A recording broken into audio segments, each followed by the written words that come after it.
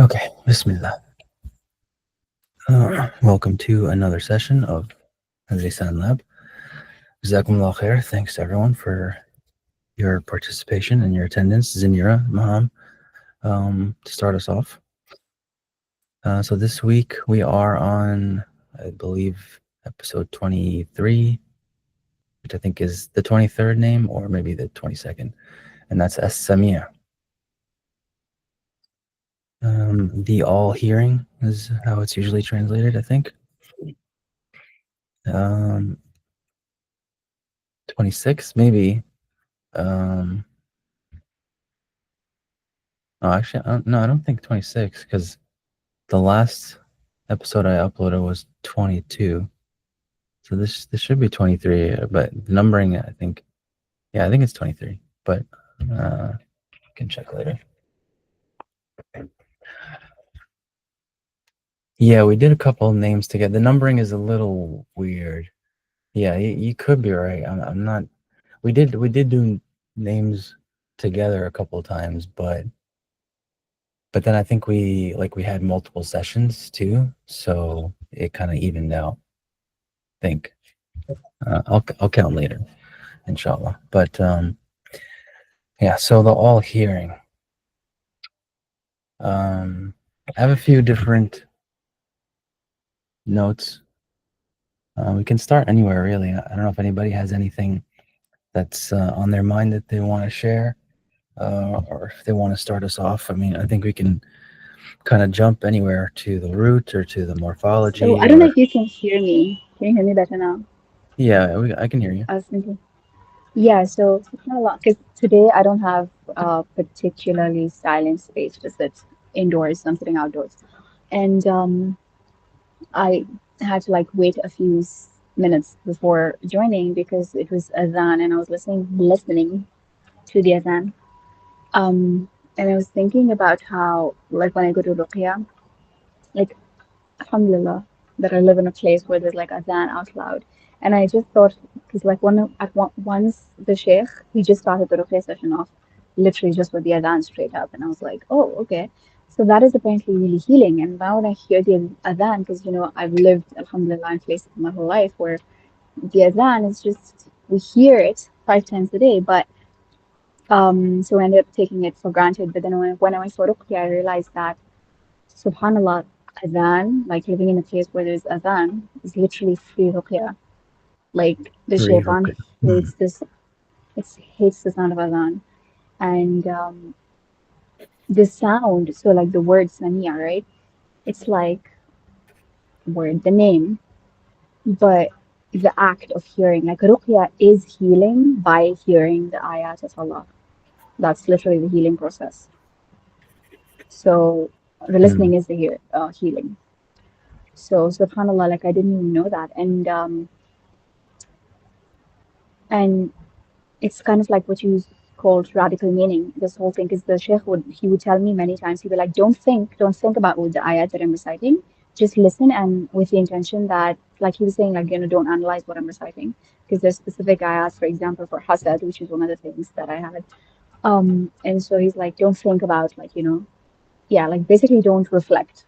That's what he was telling me. Like he was just like, just listen and just listen with the intention that these are the words of Allah and that it has shifa. Listen with that intention. Don't think and analyze. And so I was thinking, subhanAllah, like even without, obviously there's like, barakah and a lot of um, goodness to be gained from tafakkur over the Quran and over Allah's words. But apparently, even without that, just the sound, just the hearing, the sama of it is healing.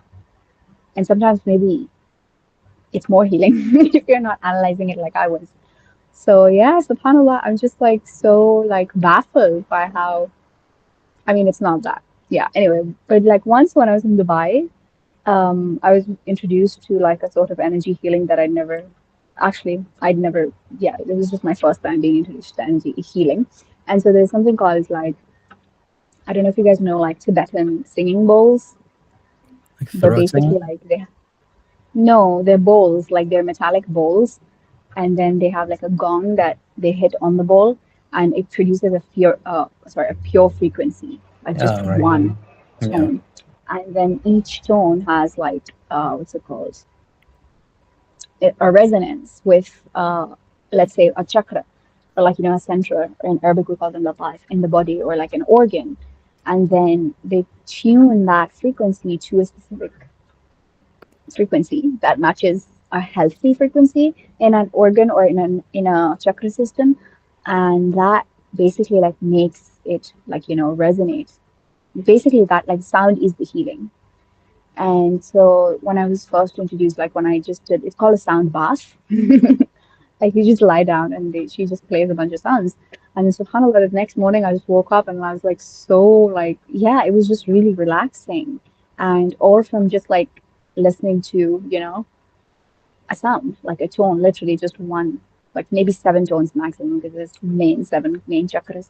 So she just played like seven main tones, and then she came to each of us like with a tuning fork and like let it sort of like, took it over our body. And then the next day I was like, I woke up like feeling completely different, like my mind, and I had like so many, like I was in flow state, and I ended up writing a bunch of stuff after a really long time. And so it's like this thing about like what is sound. Like everything is frequency, but then there are things that we can hear and things that we can't hear. But Allah can hear everything. But yeah, that's just something that stood out to me as a healer. That sound is, and she said as well. She was like, sound is the future of medicine. It's like everything is going to heal through sound. And recently, I was also Mhm. watching this like sheikh on yeah, he's like, his name is Sheikh Nurjan, he's an Naqshbandi Sheikh. And so he was talking about how everything emits a frequency. If you can match the frequency of the thing, you can basically make it levitate. And that there's theories also that that's how maybe they built the pyramids or something. So he said you can basically like figure out the frequency of a rock, and then you match that frequency. That's it. Like it's gonna move. You can make it move just with a sound. Just again, it's not just. And then if we think about the power of sound, it's like the thing that's gonna wake us up when we're all dead and gone. Well, like after we've been gone, buried, and probably, inshallah. Yeah. So sorry, never mind. I'm just gonna leave that thought there. Anyway, but yeah, the sur, right? It's like the Mhm. نفخ في الصور. And so it's like it's a sound that's gonna basically wake human beings up from the dead. Like that's how powerful sound is. And I guess healing is that as well, because like any illness is a sort of death. It's like a lack of life energy in that organ or whatever. And so like sound like revives. And so subhanallah, yeah. Um, I don't know what you guys think. That's just some like random thing that just came to me. It's not random, obviously. But yeah, just the adhan specifically and its sound. Yeah, that first thing that I thought of was like the Muslim or the traditional Sunni, I guess, practice of when a baby is born, and you recite the adhan in their ear. So that's like the first like thing they. I mean, it's often not the first thing they hear. I'm sure they get some kind of vibrations in the womb, and then I'm sure they hear a lot of chaos once they're born. But I always thought that was really kind of interesting tradition that like Muslims do. Never really found any like source for it, like where that comes from. I think I'm sure it's Sunnah. I think even like the Prophet ﷺ would chew some dates and put it in the mouth of the infant as well. Um, so it reminded me of that. He also reminded me of like a controversy that you might find on the internet if you're into music at all or sound audiophile or something like that. Uh, and that's that most music we hear is actually tuned to a frequency that's 440 hertz. That's like the standard frequency. And a lot of people, there are some conspiracy theories that this is by design to like keep you anxious and keep you on, in some kind of mental state, right? That's more stressed and more probably more consumerist, right? That's kind of the main idea. Whereas the more natural frequency, according to this like conspiracies and these theories, is 432 hertz. So you can actually find some examples and then kind of listen and see on your own and see how how true it rings for you. No pun intended. But you can listen to like one song in 440 hertz normally, how it's normally recorded, and then you can hear it in 432. 432 obviously is a little bit lower, so and, it sounds a little bit. Most people say it sounds like a little bit more mellow or a little bit more relaxed, but that's interesting thing. And then I put up this primary waves page that I have here that kind of explains uh, the color choice in the MindRoots app, but it just also reminded me that like each musical note, or each sound, every single sound, every frequency range has its own kind of like emotion that's associated with it. And then obviously music, if you study music at all, you have what's called like musical keys, right? So every song is in like, especially in the West. In the East, it's different. Like we call it maqamat. There's different maqams, right? So like the most common maqam that you hear, usually like the, the adhan, Allahu Akbar, like that's maqam Hijaz. So it's really interesting, actually. I mean, I could talk about music and the differences between East and West uh, at length, but so in the West, you have musical keys, right? And before that, like maybe a few centuries ago, we had modes, right? So like um, chants and stuff like that, like Gregorian chants, or like if you ever heard like old like church hymn music, those are not musical keys, but those are musical modes. So actually a little similar to the maqamat. But anyway, so all the musical keys, right? And generally you have like two major kinds of keys, right? You have the happy kinds, which we call major keys, and then we have the minor keys, which are more sad music. So yeah, I mean, you can do research into every musical key basically has like, its own kind of like emotional kind of feel to it. And yeah, I mean, you can talk about music at length, because there's so many different emotions that you can kind of capture with different frequencies and stuff like that.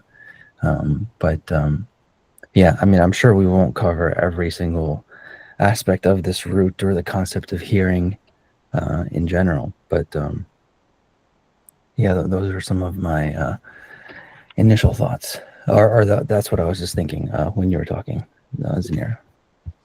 Oops. I wanted to add something.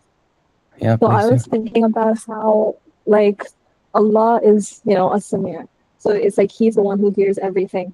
But then when we think about it, like when it comes to Allah's, like, You cut out. When Allah, it comes like to from His, Allah, like, essence. you. Oh, Sorry, what you cut out after? can you hear me now? When it comes to Allah's, yeah. When it comes to Allah's what? When it comes to Allah's, like, essence, like sound Uh, directly from Him, right? Like when He says mm, kun, like that is like a pure kind of frequency coming directly from Him, and it's something that He utters out loud, right? And that sound is what kind of sets creation into motion and everything.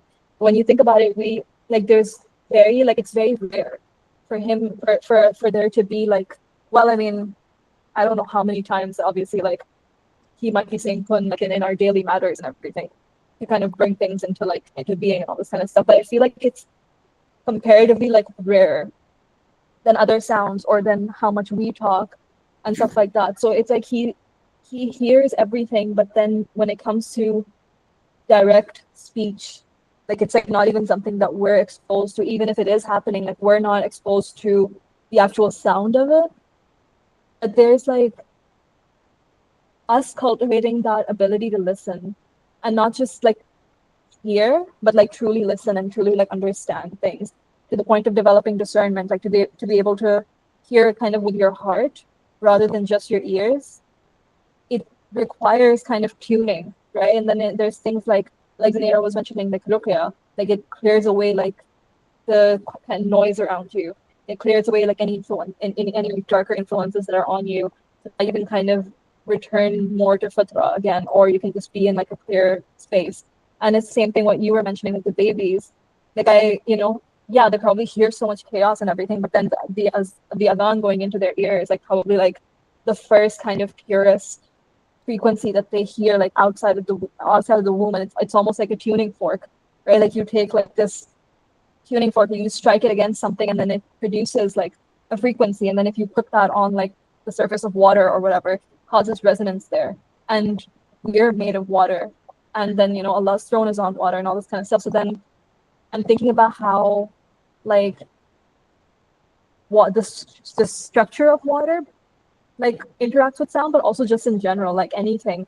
When I was in the 11th grade, I think my physics professor told me that even the brain, like everyone's brain is kind of like every human being has like their own kind of frequency that is natural for their body. And so if you are exposed to a sound that exactly matches the frequency that your brain is on, it causes resonance inside your brain. Like your brain literally, like the molecules of your brain will literally start like vibrating in and out to that frequency, and it'll get more and more. Like the peaks will be higher, the troughs will be lower, and that's how you go into a hal. Because like if you've ever been to like a Qawwali, or if you've ever been like, you know, to any kind of like places like this, like there's a point where there's people who'll start to like, they'll stand up and they'll start just like dancing or moving wildly, and it's almost like they're not even in control of themselves. And that's because they're in this kind of like, they've hit that state of resonance with their brain, and they're in the state of like a hal. And you can also reach that with the Quran. Like if you're like really truly being able to pay attention, if you're like, you know, and I think certain people respond better to certain surahs and certain names of Allah, like these things, like they work for us better in like different times of our lives and different phases and stuff. And how I was also thinking about how like the Quran itself is like, you become used to it, like you have to become used to it. So when you're a complete beginner with the Quran and everything, unless you're somebody who really responds to sound, so that's like the path that Allah's chosen for you to become like closer with the Quran. Like for people who don't really respond to sound that much or whatever, like it's something that you have to become used to. And for everyone, like it's like you have to, like your inner state has to kind of start to match the frequency. And so the more you listen to it, either by your own recitation, or if you're not so good at reciting, like you're not that fluent, then reciting, hearing someone else recite who you really like the way that they recite or whatever, like it slowly kind of changes like the environment inside your body. And I was so I've been reading Surah Baqarah every day, or like trying every single day, like to have like a portion of it. And when I was reading on my own, like that was like a goal for me to like become fluent in the surah before the year's end. So I'm glad that like that's finally happening for me now. But I was reciting on my own, and I realized that there were some parts where I would like start to stumble or whatever. I just wasn't used to kind of reciting it in a flow over and over again. So then the last week I wasn't able to recite. So I told myself that I would listen instead. And listening, I mean, it really helped. Like the effect that I was wanting of kind of wanting to attune myself to kind of abundance and get rid of anxiety, and kind of like almost like Surah Baqarah as a ruqya in itself. Like that didn't really happen for like the week and a half that I was reciting on my own before.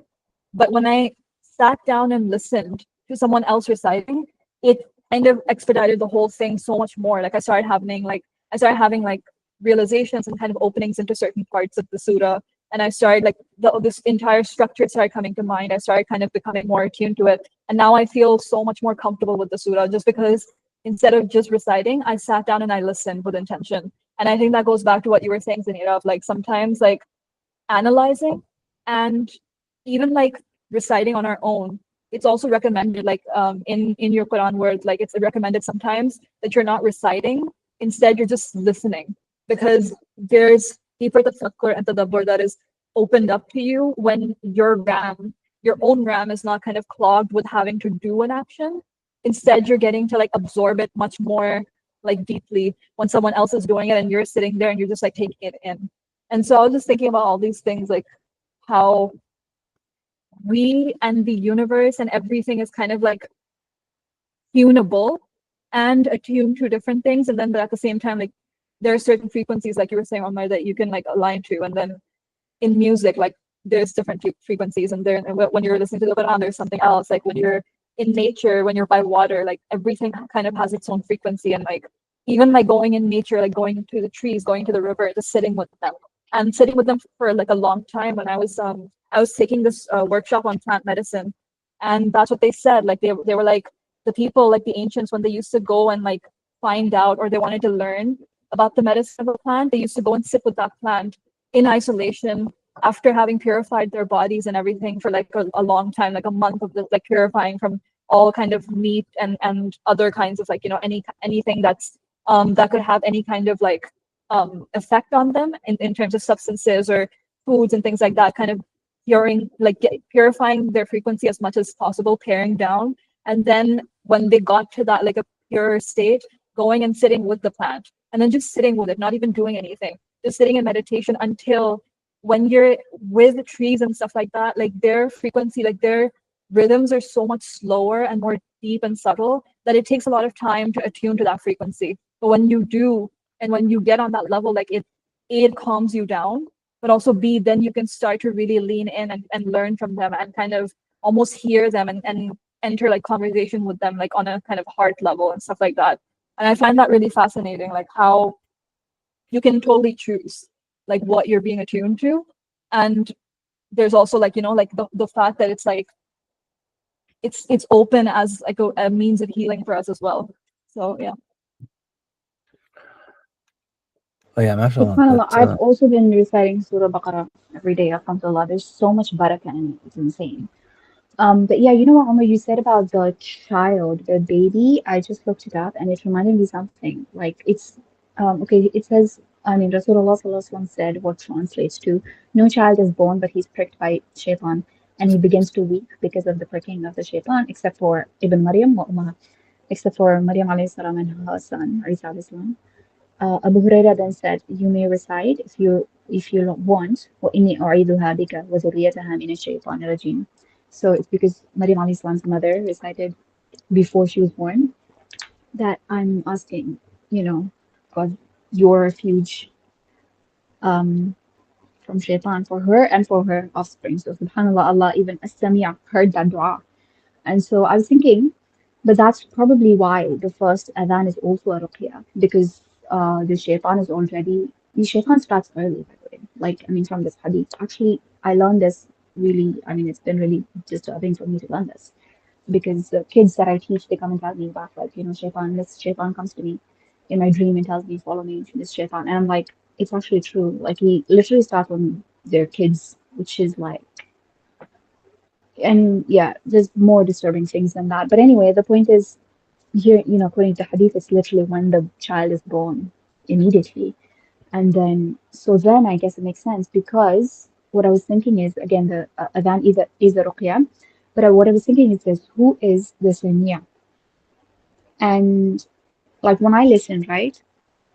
When I listen to the adhan, when anybody, let's say someone's sick and they have, okay, let's just take this instance of a baby and the shaitan hurts the baby. But it's when you recite the adhan in the baby's ear, it's actually the shaitan that gets out. He's the hearer in that case, and that's the shaitan is the one that's bothered by the adhan. Not the baby, because babies are pure, and so it's not gonna hurt the baby. So then that's what happens even in ruqya. It's like there's dark energies, there's evil eye or whatever, and these are things that shaitan attaches to, and they're like openings that let the shaitan in. So then there's this question of, I think we had this, someone shared the link like ages ago, right? About the ear, the anatomy of the ear, and how there's like a space in the ear where it's like super, I don't know, deep in the canal. And they said that that's kind of where like shaitan, the speaker was saying that the shaitan whispers in like really deep in the ear, so to the point where we hear it as if we're hearing our own voice. We think that it's our own voice that is speaking. He speaks to you like in your own voice almost. So then that's what I've been thinking about. Like in one sense, as-Sami' al-Alim is the Ism al-Azam for in terms of protection, because Allah says, I mean, I don't know if Allah says that, but like one of the adhkar is Bismillah الذي لا يضر مع اسمه شيء في الأرض ولا في السماء وهو السميع العليم. So in the Quran, of course, Allah says, if ما ينزغنك من الشيطان نزغ فاستعذ بالله إنه هو السميع العليم, that if the shaitan bothers you, then say أعوذ بالله من الشيطان الرجيم, because he's Sami' al-Alim. And so it's like this question about who is hearing and like what is being heard, but like who is the hearer really, right? Because so a Sami'a is always the hearer. God is always hearing, but when we hear, we don't even know like if we're actually the hearer of the shaitan's thing, but we're thinking we're the speaker of that thing, right? Because when there's all these voices in our head, And many of us, we don't know how to differentiate between waswas and our own voice. Like, I'm not sure I know how to do that. Like, I'm still learning. So yeah, it's this thing about like who is the speaker, who is the hearer. But then Allah is always the hearer of all of those things. And then yeah, that's just so like it's really important though, because those things that we hear, yeah, exactly. So there's like so many things that we our own nafs is saying so many things, and then there's like responses that the brain like is responding or like being stimulated by external things, especially if you are already really sensitive, like sensually in terms of I mean like sensorily. Then it's just like, who is like, am I listening to this? Because many times we don't identify as the listener of those things. We identify as the speaker or the thinker of those thoughts. But many times we are actually the listener. But it's which implying that someone else is the speaker, and that someone else might be shaitan, or it could also be the collective mind. Like there's thoughts like yeah, that are just kind of like floating, I guess. Um, but yeah, that's insane that we need to, because it's kind of a matter of identity, right? Like if you think about it, it's a matter of identity, because then the thoughts that we think and then we start to identify with, we think that, oh, this is me. Like, I am such and such. Like I am, for example, I don't know, a really anxious person. But it's not. It's just like some shaitan scaring you from some nonsense. But then you're identifying with that. And all because you can't differentiate between like who's the speaker and who's the listener.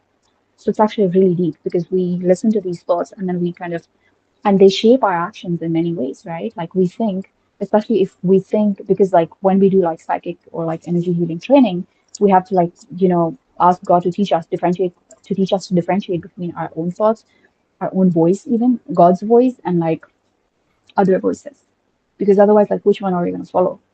Because obviously like that's an issue.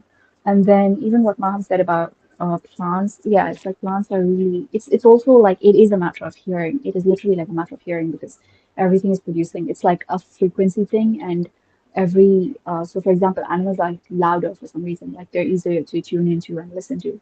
And then human beings, of course, I mean, I just work with human beings, so like for me, like tuning in, it's just like a matter of like listening. I don't know if you guys watched this show. It became really hit like a long time ago, Manifest. But in that, I think they came up with something called, I think, low frequency waves or something. Low frequency electric waves. They kind of explained one of the phenomena by saying that animals emit certain sounds that human beings can't hear. And but the thing is, all human beings, I mean, it's not that all human beings can't hear it. Most human beings can't hear it. And then animals are also samia in a different way to human beings, because Rasulullah SAW said that, when the, what's it called, people in the graves are being tortured or like having azab, everybody can hear it except for the thaqlain, except for human beings and jinn. It means the animals can hear it. And so they can hear. And even Allah says, I think, wait, actually, that you can't hear those in the graves. So like Allah implies that He can also, you know, like you're not able to hear things that I'm able to hear. But yeah, I guess for me it's like also this question of like, I mean, Omar, I'd love to hear about like what it means to be an active participant, specifically in this case, like in terms of like being samia and not being a samia, like but also like what is it, like what is the samia? So that's something actually we use in, I don't know if you guys, I've never heard people use it in Arabic, but like when you address people like a gathering, you might say sami, samiat, like people that are listening, sort of thing, ladies and gentlemen, in Urdu, I mean. Um, Muazzaz Sami, Muazzaz, for the correct pronunciation for Omar, so he doesn't. Yeah. Anyway, yeah. So like, what's the difference between like Samia and Samia? And isn't it so important to like know and kind of observe or know that we're the listener of many of the things, and not the speaker? Wow, mashallah, lots of different thoughts there. Where to start? I mean, I guess just on the point of morphology there. Yeah, so the name of that we're talking about here is as-sami' ala wazn fa'il, right? So it has the measure of fa'il, and that's normally the passive participle form, right? So normally that has the meaning of the like when we say Habib or Aziz, right, that we usually mean somebody, that we love, or someone that's very dear to us, someone that is the recipient of an action, right? Our love or our honor and esteem. But as often in Arabic, the active participle can take the passive participle can take the meaning of the active participle. So the I guess you call it the object noun can have the meaning of the agent noun. So Sami'a here can have the meaning of Sami'a. And we talked about the difference between those two a while ago, but I think maybe the most important thing I think that comes to mind is that the differences between the sound, right, the vowel, right. So Sami'a, right, you have that long A sound, and they have Sami', you have that E sound. So in my theory and my research, I've kind of extrapolated this idea that like the three basic vowels are paradigmatic, really, of like threes everywhere in existence and in nature, right? You find that three, especially in language, you find it, very often. Obviously, when we're dealing with roots, as you can see here, you have three letters, right? Most roots are triliteral; they have three letters. Languages are usually they usually have three kinds of words, right? Nouns, verbs, or something else, something in between those two, something that's neither a noun or a verb. In Arabic, we call them huruf, or particles. But that also results in syntactic structures that every language is either VSO or SVO or OVS, right? And that means verb, subject, object, right? Arabic is generally flexible, so it could be any of them, but English is generally like SVO, right? Subject, verb, then object. German is like notoriously a verb at the end, right? They always make you wait to get to the idea or the action. And Arabic is more naturally VSO, the verb first. So that's another three. But the other three that I talk about a lot is mind, heart, and body. Right. So I think that like the e, and u correspond to heart, mind, and body. Kind of like referring to being like the very first sound that humans ever spoke, most likely, right? The very first sound that babies make. There's no hard evidence for how those things align. Like, how does align with the heart, and how does E align with the mind? I can talk about that at length, but it's just speculation and theory. But the way you can kind of think of it is like is mostly to do with like attention, right? It's that which is before thought, right? That which is before like structure, even, right? It's just where you're oriented, where and that's why I associate that with the heart, because the heart is binary. It's dual. It's a binary system, right? Either you're in pain or you're in pleasure. Either you're in fight or flight, right? Either you're chasing something or running away from something. So having that sort of like sense of attention or pre-thought, pre-structure. And then E being when structure comes in, when thought comes in. And that's why I associate that with the mind. And that's why often I think you find the E, Sami'a, Fa'il, Habib, Aziz, right? Those forms are usually talking about like something a little bit more abstract, right? They're usually like, as we can see here, right? It's abstract in the sense that like Sami'a can have both meanings, right? It can have the meaning of Sami'a, and it can have the meaning of Sami'a. Whereas Sami'a, it really only has the meaning of Sami'a, right? It doesn't have the meaning of Sami'a. So that's the one thing there, I think, about the morphology. I have some other notes on morphology too here, once we get into the root. But just some other notes I had while you guys were talking. I was looking at the root for Ruqya, when you mentioned Ruqya, Zanira, because I never actually looked at it before. And interestingly enough, I don't know if you knew this, but the base meaning means to ascend, to like rise up. And then I remembered irtaqa is a word that we use sometimes colloquially, which means to like ascend or level up or like move up, and No, in it's not status or just something. it's not just But colloquial. I think it's in the hadith that yeah, yeah, yeah. the Qari of the Quran will be told اقرأ وارتقي, read and rise Right, in right. darajat. Yeah, yeah. It can also mean to charm someone. So I think that's where the ruqya idea comes from, right? So there's some like examples I think Lane had here of like raqini or something like that, to get rid of my headache. I think that but the idea of like also charming somebody is also present Wait, I here don't get too. it. What do you mean by charm? Like magic charm or like be nice charm or what? Yeah, yeah, like just be charmed, just be like charming somebody, be yeah, sweet to them, something like that. I think I saw it here in the base. Of course, my app is not going to work. Oh, there you go. I think I saw it here at the end. So like, yeah, أرق علي رأسي من الصداع. So meaning charm me, charm down my head against the headache that I have. All So right, what does so it actually mean? Like when it says like I think even Jibril alayhi salam came to Rasulullah sallallahu alaihi wasallam and said Bismillahi arqik min kulli shay'in yudhik min sharri kulli nafsin aw 'ainin hasidin Allah yashfik. So what does that mean? Like what does that um, have to do with healing is what I mean.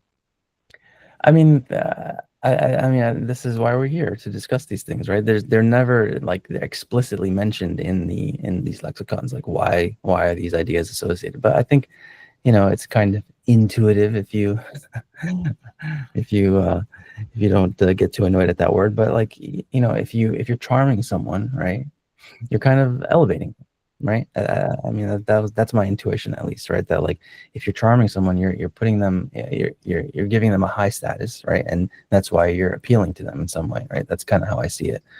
How it got all the way to ruqya is interesting. I'm sure there's some interesting But I history also there. have It can also mean like a Climbing. ladder or a stair.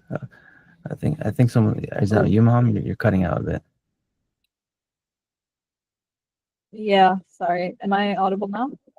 Yeah. Yeah, I was saying like what if it's something like not exactly placebo, but like inclining somebody towards like away from something, right? Like I think illness and everything, like everything kind of has an influence, like a sphere of influence. So maybe like charming someone away from that would be like bringing them into like like a different sphere, like a different kind of like energy of being or something. It could be. I don't know. Yeah. I mean, I think that makes sense. I think that's along the same lines of like charming someone. I mean, I think the word charming may be like not the best oh no, translate. but it says here incantation. That's linked to Samia as well.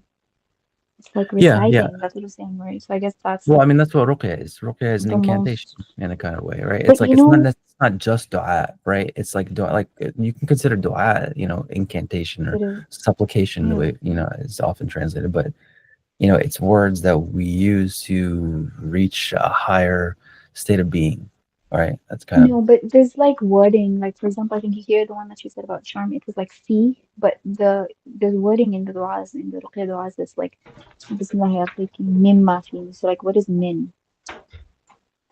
Like Bismillah ya min kulli da'in yu'adhik. Yeah. yeah, exactly. So what is the min doing? Like, what is I that? mean, I think it's like, it's kind of like, I don't know, you hear like the common trope of like, yeah, I took you from the streets and I made you who you are, right? Like you take somebody from like a low station, right?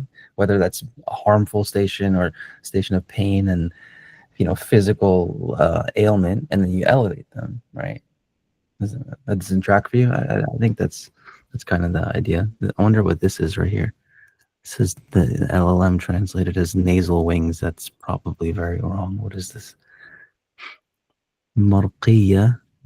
Oh, marqiya al-ams. Oh, okay. It is like nose wings. I guess it just means nostrils, right? The two edges of the nose. All right. Nasal wings. I think I'll just leave that in there. Yeah, some other notes I had here about like listening and reciting. I mean, I think Zinera, you were talking about like how sound can like move things. I mean, you have the classic example of like I forget what they call it exactly, but there's like a frequency that'll like break glass. Um, Sorry, can I just say something about Ruqya, please? yeah, So yeah, fast. yeah. No, go for Okay, it. so yeah, so first of all, what Maham said about like water was really interesting because actually I forgot even what I was going to anyway, sorry. But yeah, water is like used like that's like one of the main things they do for Ruqya. Like the sheikh they blow it on the water, all the surahs, and then they give it to me and they're like, drink it.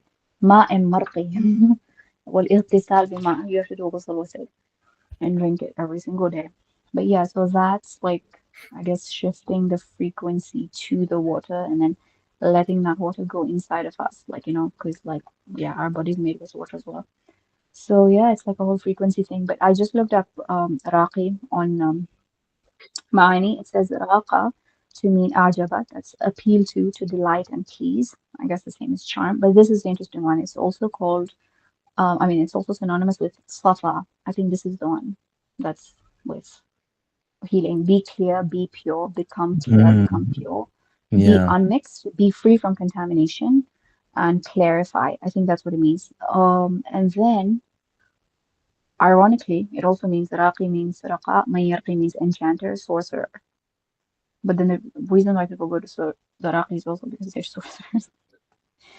Too, yeah, but then so it means charmer and sorcerer as an actual magician.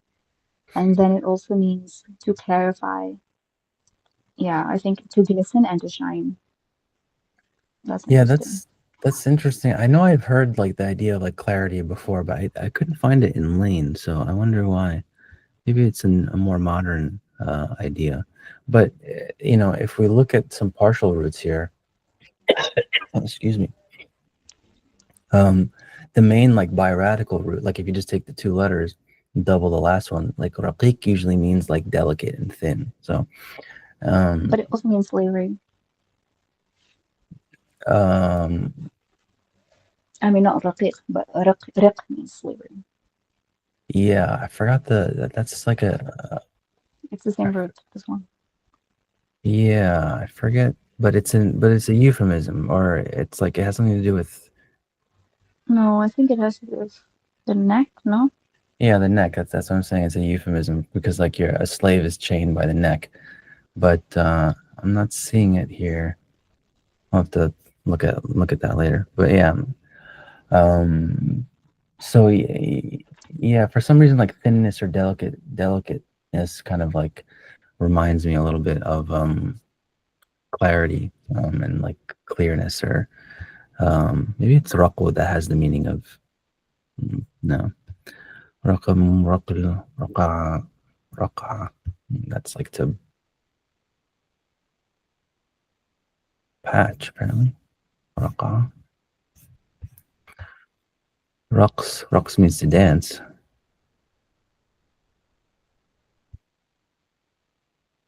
No, not familiar with the rest of these roots.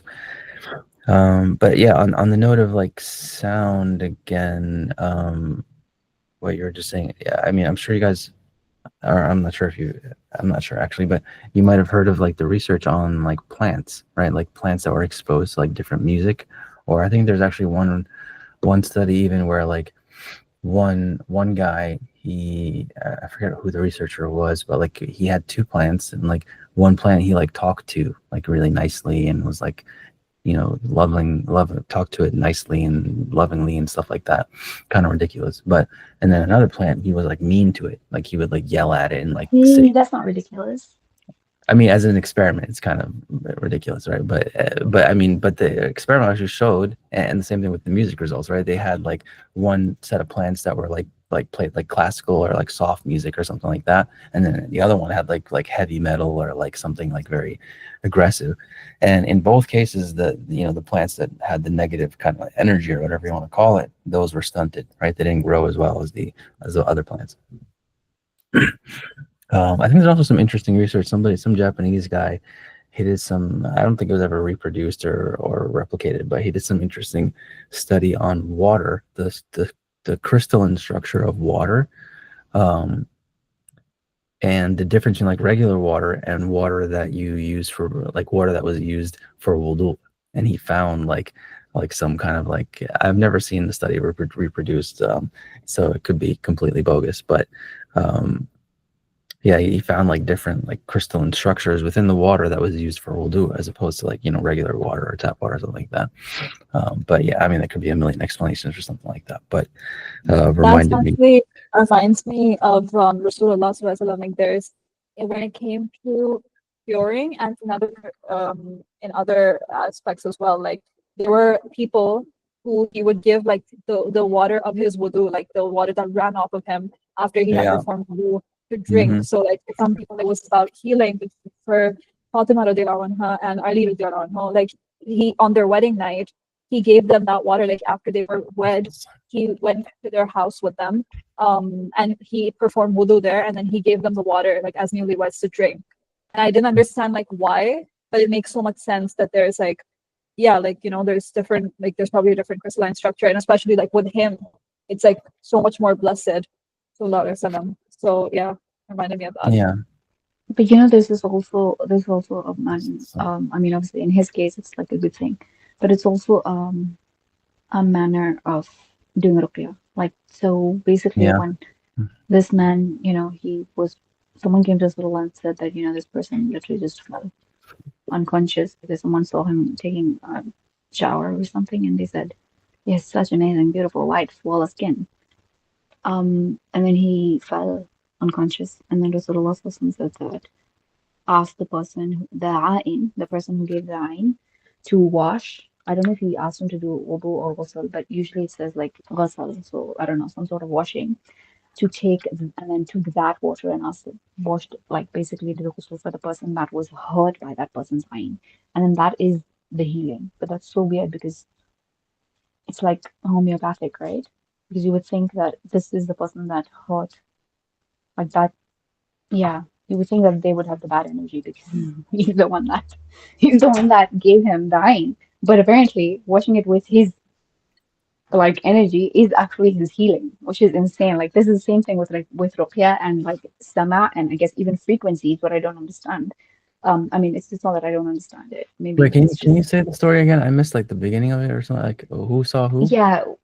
So basically, there was like one man. There was a man. He was taking a shower, and so I guess he was wearing less clothes, and so someone was passing by and said, "Wow, he has such beautiful white, flawless skin, Hmm. better than a virgin." That's what the word said. But anyway, Hmm. and then the person about whom that was said fell unconscious, like he just fainted. And then Rasulullah Sallallahu Alaihi Wasallam was called, and then he said, "Will one of you does one of you wish to like kill his brother?" Because that means like by giving him ayn.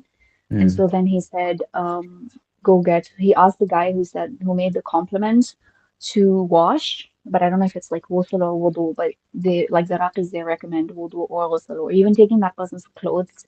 And basically, then he gave that water and washed the person who got the ayn with that water given by the person who gave the ayn. And that is supposed to be that person's healing, which is insane because it's like I mean, it's not insane, but I'm saying logically, it seems maybe it's just my You know, allopathic mind thinks that, it should be the opposite, right? Like the healing should be the opposite of the thing, but it's actually, even ruqya is like homeopathic healing because it's like for example, if there's hasad in someone, like someone's affected by hasad, they keep reciting the ayat of hasad to bring it out. And it's like, and that's the thing with frequency, I guess, right? Like it's like the same frequency, like the same thing, it keeps bringing it out. It's like defeats like. They don't defeat it by its opposite, they defeat it by its like, or they heal it by its like. That reminds me how I've often, snake, like the antidote to snake Yeah, venom the is snake bite, yeah. yeah, like yeah. that's Or the hadith about the fly, right? Like if a fly like comes into your drink, you should submerge it because the one wing has the cure for the disease that's on the other wing or something like that. But I've often suspected actually that like our own individual immune systems, right, can help other people's immune systems. So like if somebody's like really healthy, and this could be completely wrong, I'm not like a medical person or something like that, but in my experience, I feel like there's some evidence for it. I mean, I think if you get sick, right, and then like your body fights off the sickness or something like that, you develop like antibodies or something in your immune system that helps you fend it off, right? So then, and those antibodies or bacteria, or I don't know what it is exactly, I feel like that can be transferred to somebody else in case that they catch the disease or the cold or the virus or whatever it is. They also can be maybe a little bit more equipped to fight it off. This could be completely bogus, completely, it's just like a gut feeling that I have sometimes.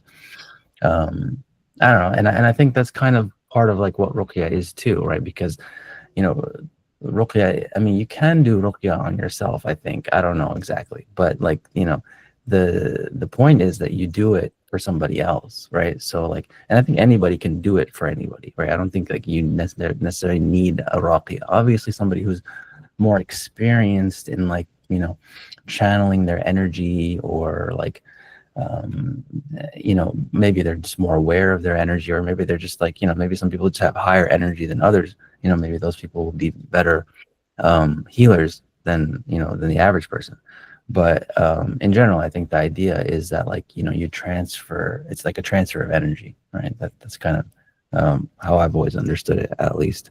I think that makes perfect sense with the etymology, right? Because at its base meaning, before Islam, before like, ruqya and stuff like that, it just meant incantation, charming, pleasing somebody, making them feel better in a way.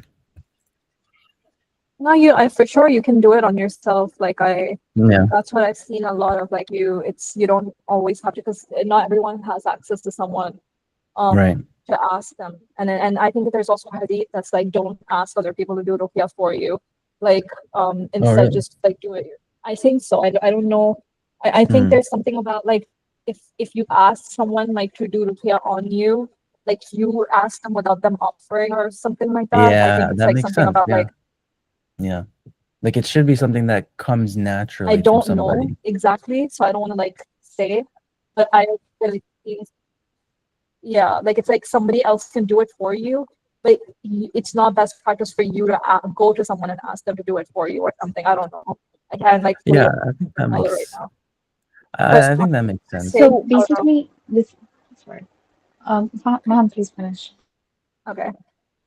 Yeah, so what you were saying about like how, like antibodies and stuff like that, like it actually reminded me of that like image of like the crow who there's a jar of water, and then he wants the water, so he puts like stones inside it, and he raises the water level so that it comes to him. Like it also reminds me of like kind of sucking like the poison out of like a wound, or something like that. Like you want to drain a wound and stuff, so you want to bring it up. And the same thing with like when it comes to anxiety, or when it comes to like negative feelings and things like that, when you want to expand your window of tolerance for your nervous system to like be able to handle more, and for you to stop kind of shutting down and in the face of stress and everything, it's like, what do we say? We say sit with it, don't run away from it, sit with it. And you would, and almost immerse in it, like see where it is in your body, what it feels like, and then breathe into it and stuff like that. And you would think that to take these things away, you have to kind of escape them.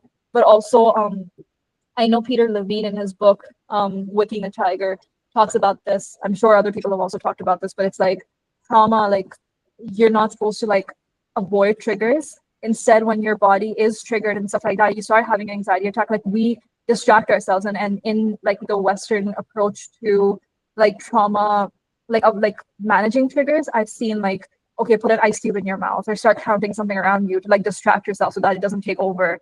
But in other wisdoms, like it's like no, let it happen, like let your body shake. That shaking and that kind of like, that reaction is your body actually trying to release it.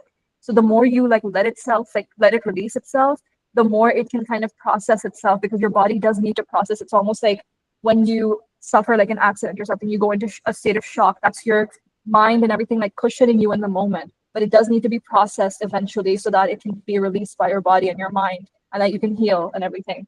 So that makes a lot of sense. And I had a question for Zanita.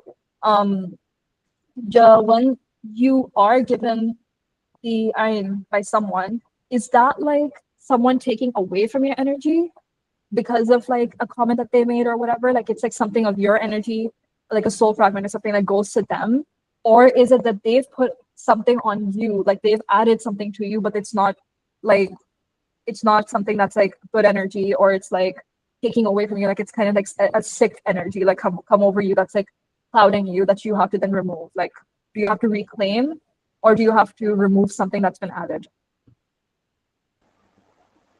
Yeah, so subhanAllah, you know what you said about the image of the crow is so interesting. Or like the cup of water is so interesting because that's what the raqa it means. The root means raqa, it means to go up, to rise. And so that's yeah, yeah, that's actually that makes a lot of sense even in terms of ruqya, like bringing it up, bringing the thing to the top so that it can go out. But like you have to bring it to the top, Uh, you you know? mean so you mean Yeah, like the the healing for the her. ailment, like the ailment is itself Yeah. is coming up and coming out. Yeah, Okay. so you know what he did, for example, the Raqi, and I don't, the thing is, I think the hadith basically says that there is 70,000 people that will go to Jannah and without any hisab, and they're mutawakkilin, and they're people who don't get ruqya done by others. And for that reason, obviously, I never wanted to go get ruqya done, but then I was basically dying, so without exaggeration. So I had to, and that's what I realized was that um, I just realized this now because the first time when the Raqi started reciting Surah Al-Fatiha, right, which I recite every single day, multiple times a day, I started crying. And I was like, what the heck? Because this isn't like, he's not reciting anything brand new. It's the most common thing that I recite the most, literally. And then like, why? And now I'm thinking about it with, in this context of our conversation, I'm thinking that's because I was the Samia or the Samia of that. But normally when I recite, I'm not the Samia of it. I mean, maybe I am, but I'm like, secondarily, but primarily I'm the reciter of it. So it's not affecting, like, I'm not in the hearing state of it. I'm not in the receiving state of it because hearing is also a state of receiving, right? Because like when Rasulullah, for example, he's receiving the wahi, that's different. He's being the hearer of it in a way. And so that itself is like such a station. Um, so yeah, subhanAllah, there is completely different what's it called? Effect in being the hearer and being and having ruqya done on you by someone else. Like I've seen this also, like I had a patient and she had not a patient, always a client, but anyway, I had an energy healing client and she was possessed and she had like magic done on her. And literally as soon as I started reciting the Fatiha, she like, started like her body started like convulsing and stuff. And so obviously she's Muslim, she recited Fatiha. But there's something in my voice, like, basically not about my voice, but maybe about her not being the listener of her own voice, but being the listener of it from another person's voice that just triggered the shaitan in her more. Maybe I don't know, the shaitan is used to like our own things anyway, so it's not as triggering. Maybe, but it's very obvious to me that getting ruqya done by another person has a completely different effect than doing ruqya on yourself, which you can obviously do ruqya on yourself and you should, but there are a lot of cases where a professional almost was like needed, and there are some people that are actually possessed and the shaitan doesn't leave them, and sometimes they even go like into like they get unconscious and stuff, and sometimes like I know I wasn't able to But the opposite is true like too, right? actually for that specific client, like I wasn't able to like even with all of my energy healing training, I wasn't able to actually remove that being fully from her. But it's a matter of like commanding because we have to like say command like in the name of Allah, leave this person now, and then that person can say it to themselves, but it's just different when it's like someone else. The command is coming from outside of their body because the entity sometimes starts to identify itself with that person. So there has to be like a sort of like the sense of separation. It kind of helps. But yeah, so with the Ayn thing, I think it's really, yeah, it's very obvious to me that it's like, even when we do like a reading on such a person, we'll see an eye, an actual eye. And so it's like that person's, if you think about like when, if you're just, for example, minding your business and then and you suddenly like look up to find someone staring at you, right? That's like what Ayn is, but like more intense. It's basically someone's energy coming into your field. That's what is happening. It's not your energy going out to them, but it's someone else's, a foreign energy coming into your field. And even like this is something that we do when we do the reading, the energy reading that like um, even like similar to what you were speaking about with plants, but we do it with human beings to find out like what hidden beliefs they have and stuff like anything that might be making them sick. So then, even when we do that, my teacher would say, go very lightly, very softly, like a feather, because if you go too strong, then your energy might trigger the immune system. So that's kind of what Ayn is like. It's like going really strong in with someone's energy, with your energy, like literally with your eyes, because eyes are senders and receivers of energy, and then to the point where it triggers their immune system. and makes them sick. But it stays in that person's thing. And I think that Ayn is actually more harmful than magic, even though magic is also really harmful. But the hadith says that if Rasulullah said if there was something that could overtake the divine decree, it would be the Ayn. And that the Ayn is haqq. Whereas magic is batil, it's not haqq. But Rasulullah said that the Ayn is haqq, which is like really scary to be honest, because that's kind of what like even my doctor was telling me, and he was like, I think this is just really old iron, and it's like, like the iron is able to like do so much, and it's just like stuck, and we don't even know, like, so it's just crazy, subhanallah. But it's like this energy of sending and receiving, and I think that's what like listening comes down to. And I have some other references about this specific root, but yeah, I'll listen to your reflections and then get to that, inshallah. Yeah, it's interesting that we're spending so much time on ruqya. Yeah, I've mentioned before, I'm very much a modernist when it comes to like metaphysical things and unseen things. So, but I don't find any contradiction in Islam or in the Sunnah or in Hadiths with modern rational kind of viewpoints. I think it's just all a matter of like, I think language is really obviously the key. So I think one thing I was just kind of thinking about was like like how placebo is powerful in that same kind of vein. How placebo can heal sometimes. I think it's also similar. Something else too. I forgot. It was just like one of the last things that you mentioned. I'm sure it'll come back to me, I guess. But yeah. Any other thoughts on ruqya and healing? I forgot what I wanted to say, but Wait, what are you trying? What are you implying? What are you calling placebo here? well, I mean, Because like, I'm ready to have a debate. how do you understand placebo, right? Like, so, like, I mean, something's not real. It's not actually healing, but you just assume it. You believe yeah, it. but I mean, I think. But what are you like comparing that to? Like, what are you Okay. making This of is parallels? this is the idea that I was kind of trying to say.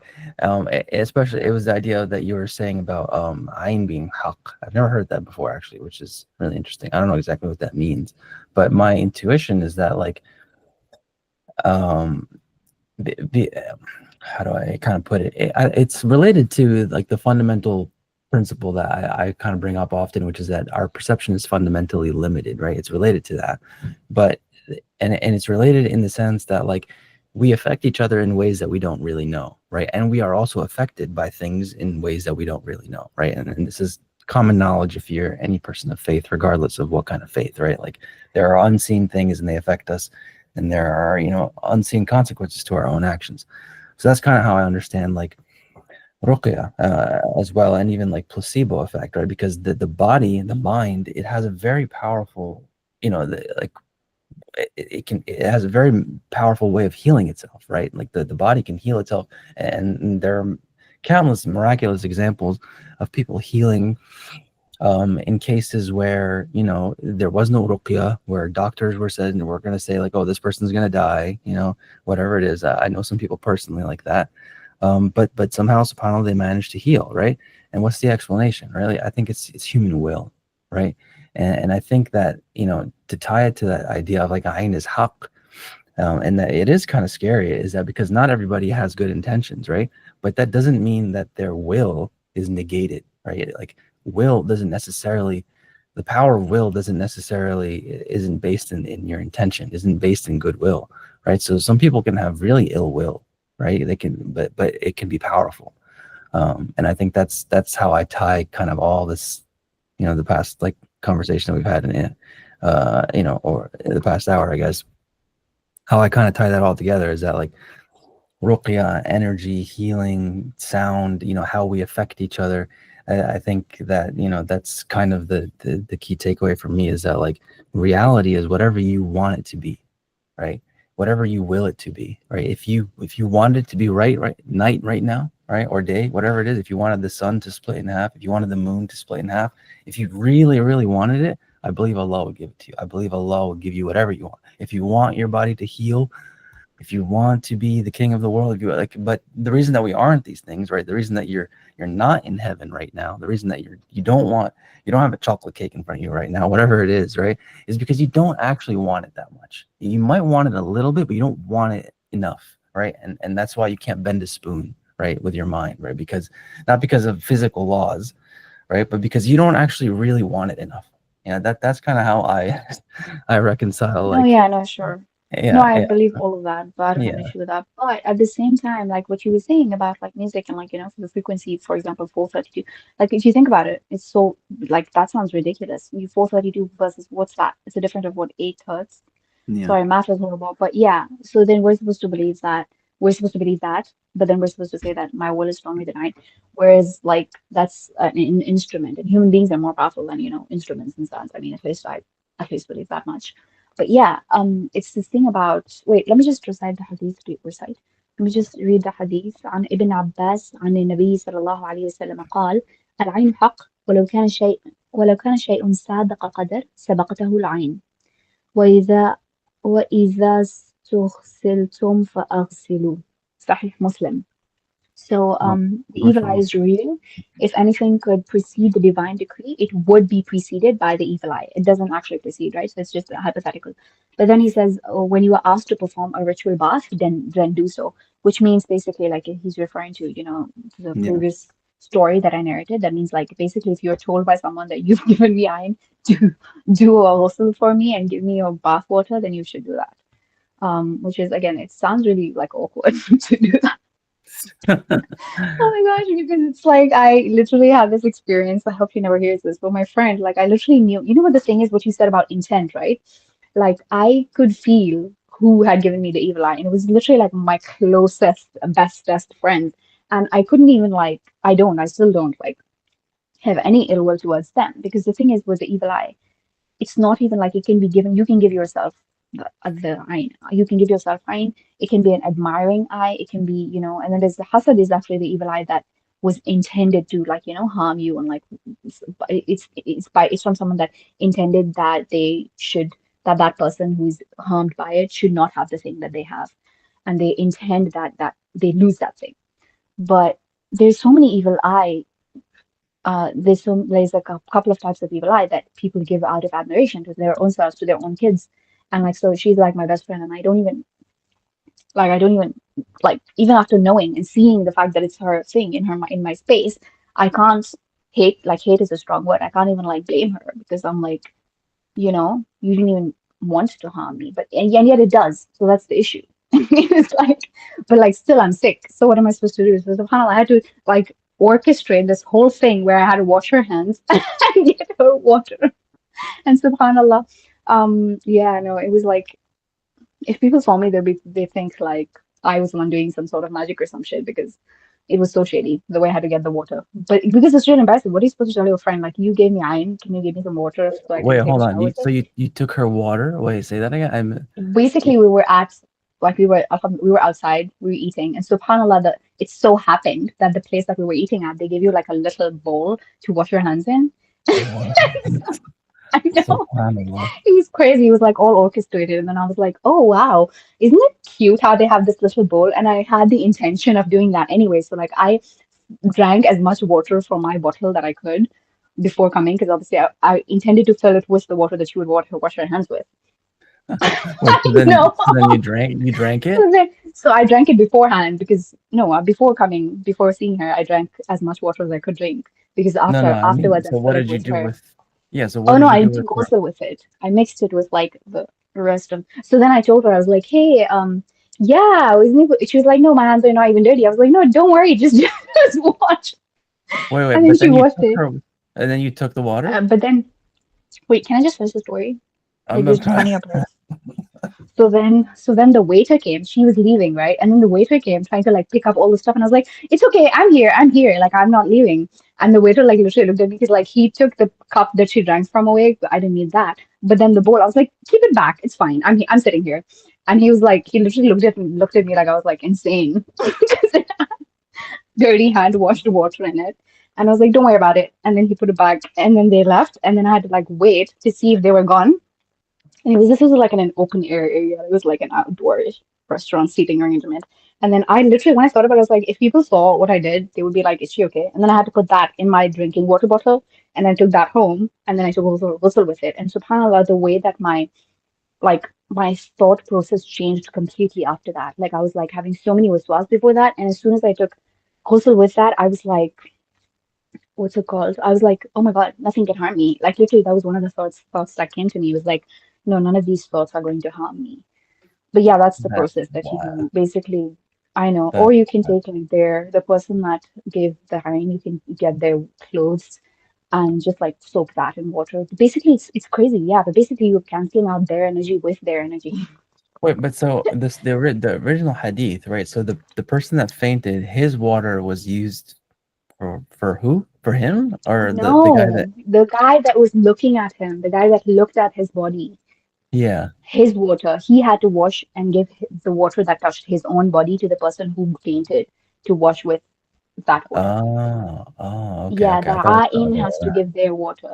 And that's why Rasulullah was like, because this is such an awkward thing, right? You can't actually go and be like, hey, but that's why Rasulullah was saying in that hadith that if you are asked to do ghusl for somebody, then do it. Like Hmm, if they think that you need. Yeah. that's interesting. Yeah. Yeah, I mean, I think that that goes back to what I was saying, right? It's like, obviously the person that, said whatever he said and caused the man to faint didn't mean for that, right? So, he was apologetic afterwards or something like that. And then that energy needed some kind of physical container or some kind of physical, like, like a vehicle, right? To transfer it. That's kind of how my brain reconciles it. I had another thought, but I forgot. So we'll see if it comes back. Any other thoughts on ruqya healing? I Um, do still, because I'm still like trying to. So one of the things that, yeah, it's like, like this intensification of like what Maham was talking about in terms of like anxiety. And so it's like, so for example, you would think that I feel like it's a mindset thing. Like it's an issue of like allopathic versus homeopathic. It's like we're so taught that, for example, you put out fire with water, right? But then he kept reciting, for example, so when he recited أم يحسدون الناس على ما آتاهم الله من فضله, and it mentions hasad, and like that's what I was affected by, like evil eye, including hasad. And I started crying, and he didn't stop. He just put a microphone to his mouth, and he put a huge speaker next to my head, so it would literally go right inside, my ears. And he started repeating that ayah. And again, that it's bringing to me like the image of like, the crow pushing his jaws to bring the water up. And so it's like, yeah, so it's like, you double down basically. You don't. So that's how the ruqya works apparently. And it's just insane to me because how is it healing? Like it doesn't make sense, right? Like it doesn't make sense that mentioning the name of that thing is the healing of that thing. But it's just healing because those are Allah's words, right? wait, say that again. So What do it's you mean? like, The healing of so for what's the thing that you're referring to? so for example, for me, in my case, it was hasad, right? But would you think that me being affected by hasad, the way to heal that is just by reciting hasad again and again? But not just any hasad, the word itself, but like from the Quran, where Allah says, Yahsudun, Yahsudun and Nas. And so, but that is the healing. The healing Hmm. of that thing is the mention of that thing, but only, except that it has to be in Allah's words. But like how? Like we don't even, it doesn't even make sense. Like, It it makes is, sense like I to said, me yeah, because how does it make sense to you? I for me the this it's more about trauma healing and everything. But for me, like one thing that I found to be like an irrefutable medicine for everything that I've lived through and all the trauma that I've endured, is naming it. Like you said, like you name whatever's going on.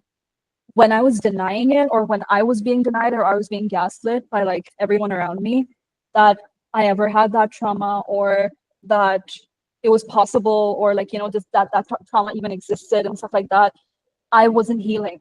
But I kept having to name it, and I kept having to talk about it. And the more I did, it's like that was what brought about my healing, and it was years of doing that. And that was obviously because I was using my own words and everything, and like I didn't know about ruqya then, and I don't know, even if I did know about it now, like I don't know how I would combine the two. But yeah, like it makes a lot of sense that like naming the thing is like you're not giving it a place to hide.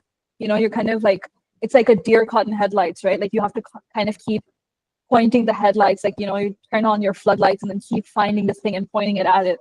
And then, you know, when it doesn't get the chance to hide anymore, then you can kind of bring it out into the floor, and then you can bring it closer and closer and closer to wherever the, like, you know, the site of the wound is, whether that's energetic or that's physical or it's emotional or spiritual or whatever. And then from through that opening, you can like draw it out and like, you know, patch it up with like the right energy with Allah's words and everything. So that actually does make a lot of sense to me. Yeah, That yeah, I agree. again, it goes Yeah. back to that thing, you know, like the snake venom being the thing that like has the antidote to the snake venom. Like it's like, Yeah. No, subhanAllah, that's beautiful. Yeah, I think the note that I forgot was how, like I was saying, you know, you could, you know, reality is what you make it. The only reason that it isn't is because you don't want it enough. And that's hard to hear, you know, I think for anybody. I mean, I can say it really easily, but you know, it's a tough reality to face. Um, and you know, admit to ourselves, I think. You know, one thing that one way I've heard it kind of phrased or captured really well was that, like, and I don't even think it was a Muslim person that said it, but he was like, or maybe it was a Muslim person saying it, but referring to a non-Muslim person and kind of talking about tahajjud, and that basic idea being that, like, if you don't wake up in the middle of the night to ask God for what you want, you don't want it enough, you know. And like he was trying to kind of like, you know, encourage, you know, tahajjud, because you know it's such a, you know, such a blessing, right? And you know, I'm sure we all are familiar with, you know, what it feels like the next day when you've, you know, when you've um, done tahajjud or woken up in the middle of the night to you know, to ask God for something that you want. Yeah, I think. No, I totally agree with you, but at the same time, evil eye is real. Like, you know, I can't Yeah, even, no, like, it's I horrible. Can you imagine the fact that people didn't do black magic and they send shayateen to hurt other people, but the evil eye is more powerful than that? Can you imagine that? Or that a human being's like eyes are more yeah, powerful in like almost that it can. And there's another hadith, by the way, I forgot where it, I should look up the words so I don't make stuff up. But but it says that it can, like, wait, I'm gonna look it up so I don't. Yeah. But the thing is, especially, so for example, once there was like my someone that I know, her what's it called, her nephew. Okay, he was like 4 years old. Okay, he's a baby. So basically his bed is kept right next to, I don't know, some other, like, his parents' bed or whatever. And then only where his bed was, they had like bed bugs or some sort of like insect. Okay. And why, like, what is that, you know?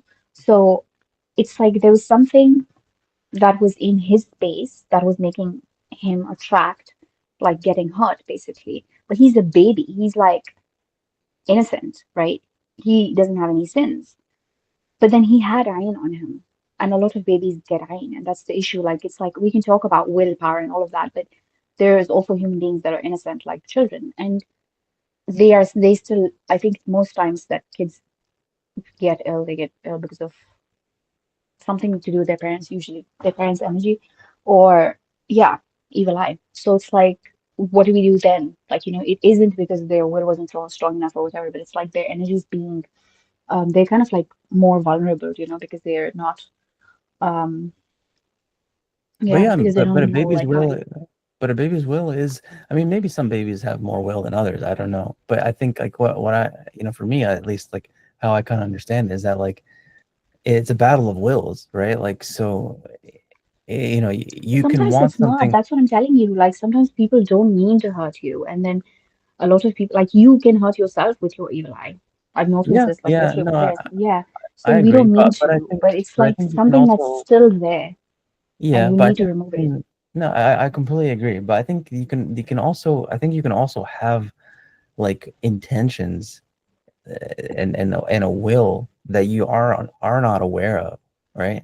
I don't know, like, like maybe, maybe there's somebody that you're secretly jealous of, right? You don't even realize that you're jealous of them, right? But you might be, right? And you might like, be totally normal and friendly in front of them and whatever it is, and not even think twice about them when they're not in the picture. But like maybe there's just some kind of energy that's coming from you. That's coming from a place of insecurity or coming from a place of ignorance or whatever it might be. But yeah, that's kind of how I think about it. But yeah, I mean, I do subhanAllah. see what you're saying with that, because like I get like there's, even when it comes to like I mean, like from someone, like that can be like reflective of like the fact that there is something in you that is unhealed. I don't believe that it's like, that it's always about willpower and everything, but I think that that is one thing that I can see like being like one aspect. Because I think I do remember I was attending this talk by Sheikh Musrab Found, and he was talking about like brushing up, like like it's not just in the context of ruqya, but always like like making sure not to skip your evening azkar, your morning azkar, and like the azkar before bed and everything, because it kind of keeps adding to this bank of energy that you have around yourself. And the stronger that it is, the less even somebody who has that intention or their energy is leaking your way, like the less they're able to hurt you, because you have this like Yeah. fear around yourself of protection that doesn't let anything come through, even if it's like very pointed and stuff like that. And then it would have to be very powerful sihr or something done by somebody who is like practiced in those arts that then maybe penetrates. And even that is only by the will of Allah. And then there's, there's obviously cure, and there's ways to like pursue treatment for that and everything. Um, yeah, but I think I mean I don't think it's always a thing of like will, but I do understand where it's like our energy might flag, or we might even attract in some cases um harm onto ourselves, or maybe it could even be like an illumination, like like if I do get like the like a hasad or ain from someone, maybe that is reflective of the fact that like over like my immune system, like my spiritual energetic immune system was weak in that spot, that allowed energy to come there. And maybe it's weak because I have energy of self-sabotage in that particular area. Maybe I don't like have such a great relationship with myself, maybe I don't love myself enough, maybe maybe I'm even self-sabotaging because my nervous system doesn't know what it is to be safe, all these kinds of things and everything. So I Yeah. can see both. Yeah. Yeah. No, yeah. I'm oversimplifying for sure, but yeah, no, I mean, yeah, this is no, I agree with everything you guys are saying. I think, I mean, this has been very illuminating for me. I never really thought about ruqya and healing in these terms Very before. eye-opening. Yeah, there you go. Yeah, very, Wait, very so there is a hadith. إن العين لا تدخل الرجل القبر والجمر القدر.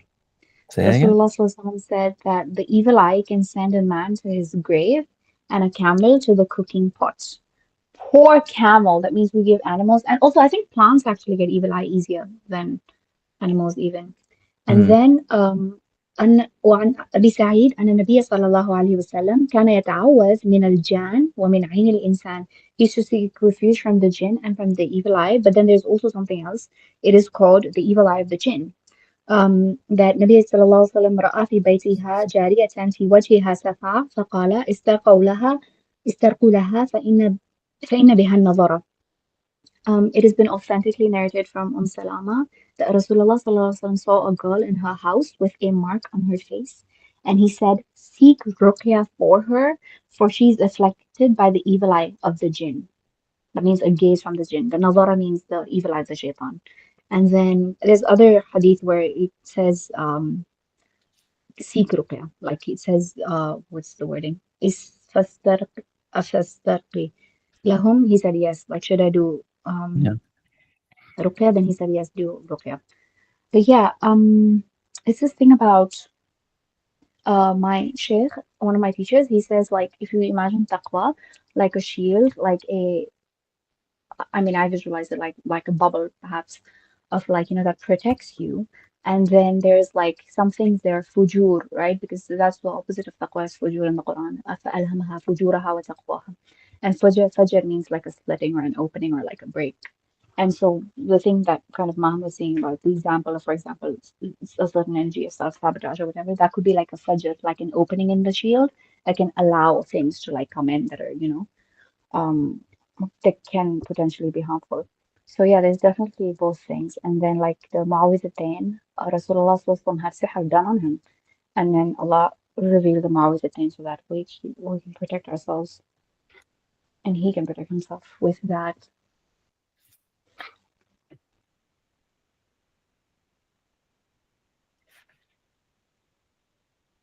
Did we lose you? No, that's it. I was done. Oh, okay. One note I have here, I think it was something that Maham said about like feeling the pain. I don't remember exactly how you worded it, but like you're going through the motions or going through the, the ailment or the sickness. And it reminded me of the hadith where somebody was sick and the Prophet ﷺ said, "Humma tahura," right? So he said, inshallah, it's a purifying fever. I always thought that was beautiful because like it even aligns with like medical science, right? Because like when you get sick or when your body has like, something, foreign body that it needs to, fight, it gets inflamed, right? And that's why that's why you have a fever. So the fever is actually a good thing. I think that's what Muhammad was saying. Yeah. Oh my God, yeah, that's actually what the Raqis told me as well. That once you start doing ruqya, they're like things get worse before they get better. Yeah. Like your health gets, and like I lost even more weight since I started doing ruqya. The suffering increases, and then you have to suffer more, and then you, inshallah, eventually. But yeah, even the thing, it's not just about what's it called? Fever. It's like in general, like if someone's ill, one of the things to do, the other is to say, "La ba'sa tahuran, inshallah." Yeah. Don't worry, you're gonna be purified, inshallah. Okay, so going back to Sama, I was thinking about like, Wait, so this hold on. other thing about, Oh, actually, no, oh, it's okay. fine. No, go ahead. Now you want to talk about Ruqya? There's No, something else written in this article. It's at you. It's a personal attack at you. One second, let me just read it. me? Where does it say? Yeah. Um, or people like you.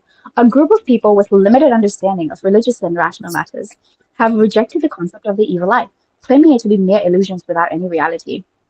These people are amongst the most ignorant, possessing the thickest veils over their hearts, not essential. The dullest natures. I don't know why they wrote this. This is so dramatic. Reasonable people do not deny the existence of the evil eye, even if they differ on its causes and the nature of its influence. Okay? I just thought. Well, the last Yeah. note I was gonna make was I think Muhammad also said something else about like people's energies. I think maybe she said the word resonance or something like that. And anyway, it reminded me of the hadith that says, "Al-arwahu junudun mujannada," right? So like the souls are conscripted soldiers, right? So they meet in the sky before they meet on earth. Yeah, I think that was in the context of like people have different energies, maybe different willpower or something. I forgot exactly what where Mom brought that up, but I just thought I would throw that out there. Okay, Okay, so but that I'm just actually saying this is. reminds me of Oh, sorry, go on. sorry. Yeah, no, that actually reminds me of something I saw just today. I was reading on Instagram. There's this post, and it was literally talking about this exact concept of like how when you vibe with someone, it's not random because it's literally like your body, like your brains are starting to align. Like there's different areas of your brains are starting to align to the same exact frequency and producing the same exact frequency. And you start actually resonating at the same frequency. So when you're vibing with someone and you're really kind of like, there's a point where you vibe with someone so hard that you actually you actually end up like you're almost like reading each other's thoughts. So you're completing each other's like yeah, sentences and stuff absolutely, like that. Like it's you get in that space. Actually my quick story here, but like I had this friend in college and he and I like our communication was so strong. Like that was like the strongest aspect of our friendship. And like we would have these, and we both had ADHD, so like we would start somewhere and then be talking for like 6 hours, 8 hours straight, and like and like like you should invite him to the pod. yeah.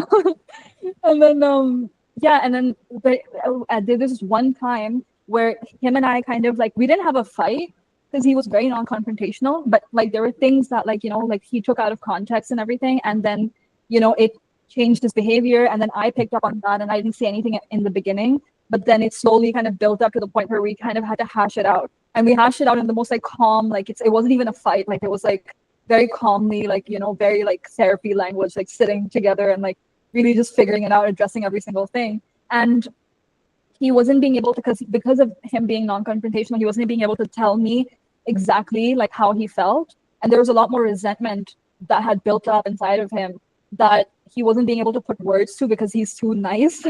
And so I knew like when again, because you know we were so on such like resonant frequency with each other, I could almost hear his thoughts like for weeks on end. And so I knew exactly what he was thinking down to the word for word. And so I started reciting his thoughts back to him when he hit a wall and he couldn't keep going. I started just reciting everything that he had thought about me, that I knew that he was thinking about me, back to him. And he literally, he was like, "Can you read minds?" And I was like, "No." But it was like, from that point on, it opened like a level of like energy for us, like, and we were on call, we weren't even in person, but we were on call, but we literally like both described it, like our bodies kind of started resonating, like literally like kind of shaking a little bit, and we both started kind of feeling the color purple, like, but not seeing it or anything, but just like feeling it. And then we both felt like we were in like a third space, like a entire pocket of space time where we were physically together there, even though we weren't. No, there's no wedding. My goodness. No, but yeah, and then he actually based his thesis off of that. It was called The Private Language, and it was about how, like, when we talk to each other, because of like, you know, and Claude Levi-Strauss also has this theory that like symbols and stuff like that, each person will have a different understanding. So like you and I may look at a tree and both say tree, but tree in our inner world means something, like in terms of our impressions and what we think and feel and everything, means something completely different to both of us. And so it's kind of like how you can never 100% communicate with someone, and how it was so like it's such a rare thing to kind of hit that kind of frequency with another person. So yeah, like just this whole thing of vibing like reminded me of that. But anyway, sorry. No, that's really, yeah, that's really cool. I mean, yeah, I think about that for a while. I wasn't prepared to kind of think about energy and vibes and and stuff. But yeah, I think people can be very, very in tune with each other sometimes. I always think of this one example where it was a local masjid, and this famous, well, he used to be famous anyway, but NBA basketball player who was Muslim came to our local masjid to give like a talk or something like that. I think his name was Abdul Rauf or something like that. I forget who he was. I think he was more prominent in the 90s or something like that. But he was like a very energetic like speaker, right? You know, a younger African American, and you know, very energetic. You know, had that kind of like street energy and like that street lingo. And I remember after the talk, like you could just see the kids like that were in the talk, and like some of the younger teens, like they were just like, you know, they were just mimicking him. They were just like, you know, mimicking his energy. They were just like really rambunctious and like, you know, it's, yeah, I mean, for me, it goes back to like will, right? Like, you know, human will, and you know, how much you, I mean, obviously also people are, you know, people have different resonance frequencies, right? Like that's the scientific term, I think, right? Like if you find a resonant frequency, then you can affect, you know, the other objects. If you can find the resonant frequency of something, then you can move it, or you can affect it in some way. And I think that's definitely true for like psychic or mental or, you know, spiritual energy, or however you want to think of it. And of course, very, very closely tied to the idea of hearing and sound. Oh my God, actually, wait, this reminded me of something. But yeah, give me a minute. You said, when you said idiolect, what did you mean? Like a specific, what, like an individual's, or like Yeah, so in terms of what Maham was saying, in terms of like maybe two people can share an idiolect because they become like so close. yeah, like, so like we're all speaking the same language, right? We're all speaking English and some Arabic, Yeah, no, I but know we what an all, idiolect is, but I mean, do you mean like an individual? Like you mean on an individual level, right? Like your but idiolect maybe, versus my idiolect. what? You mean I mean, your maybe, idiolect versus mine? Yeah, yeah. Everyone has an idiolect. It's like it's just the Yeah. internal language that you have. So that Okay, might that, that so let's make it creepy. So basically, you know how we all have an idiolect? There's someone who knows our idiolect, and that is because there are sama'un. To bring it back to samia, it is the qareen that is like, the shaitan that is with each of us. They basically like know everything, right? Because there's like a qareen that every human being has until, oh sorry, since their birth. And there's in the field that I work in, like basically energy healing, there's people who don't work like, with God. They just go and they start talking to like psychic mediums. They'll say, you're, I mean, they'll say two people, not us, but they'll go and they'll be like, oh my God, your dead brother or dad or whoever came to me and said that, you guys went when you were 9 years old, you went to the beach and he said this. And he said, and they'll say some word, right? And the person will like get really emotional and be like, oh my God. And they'll be like, yeah, he's here with you right now, but he's not here with them right now. Like they'll act like they're talking to the spirit of a family member, but what they're actually doing is talking to the spirit of that family member's, not the spirit, they're talking to that family member's shaitan, Qareen, who knows their idiolect, who knows all their mannerisms. And many times that is what happens when people like, yeah, think that they're reach someone on the other side.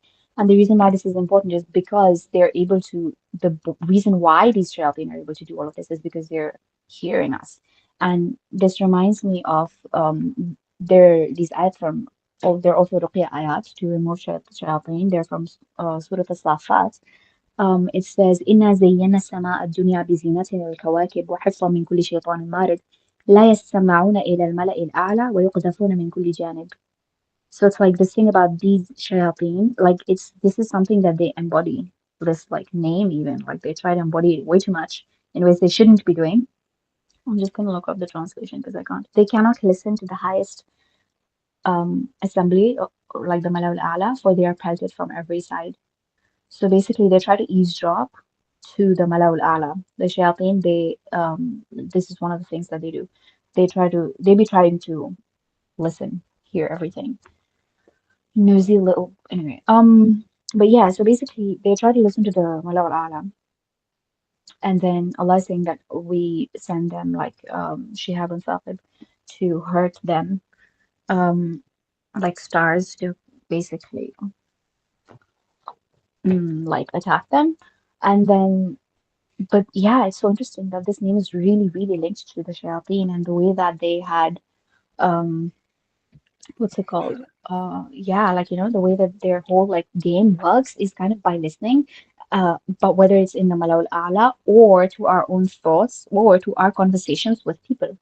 And this one, I don't know who it says about سماعون للكذب أكالون للسحت. Well, I should probably, yeah, people who like listen to things that are uh, lies. I don't know who it's about سماعون للكذب. But it's so interesting that there's this verb is in the what's this called, Omar? صيغة مبالغة. yeah. سماعون. Mm-hmm. Yeah, so it's like it's Yeah, I'm talking, I looking guess, about for people it. for لهم في الآخرة عذاب عظيم. It's talking about, I guess, yeah. And so the other thing is also like with the shayateen is that okay, it says يا أيها الرسول لا يحزنك الذين يسارعون في الكفر من الذين قالوا آمنا بأفواههم ولم تؤمن قلوبهم ومن الذين هادوا سماعون للكذب سماعون لقوم آخرين. It's always الذين هادوا. Why? Sorry, What? like Sorry, it's I didn't hear what you said. that was that was a joke that's not appropriate for the current Oh, political okay. environment. But no, it's Okay. I said why is it always من الذين هادوا? الذين- I'm very sorry. It's just Oh, my, oh, yeah. yeah, I'm yeah. just like, I just be cracking myself up, but I'm sorry. But yeah, it says من الذين هادوا سماعون للكذب. And so it's like, even like listening, they're constantly listening to lies.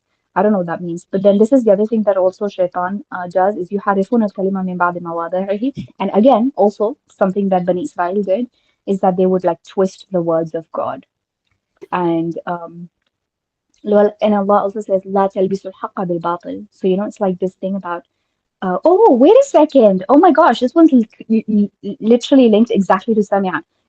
Allah says, instead of Sami'na, they said Sami'na عصينا, right? Yeah. سمعنا instead of saying عصينا. سمعنا وأطعنا, they said سمعنا وعصينا.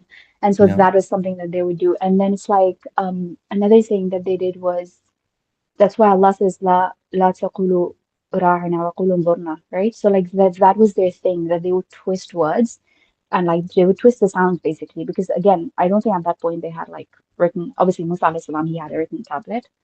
He was given he was given the tablets by Allah, but most of the revelation for most people is, it's words, like like it sounds, right? It's like a recitation. Even Quran, it means recitation, like something that's recited.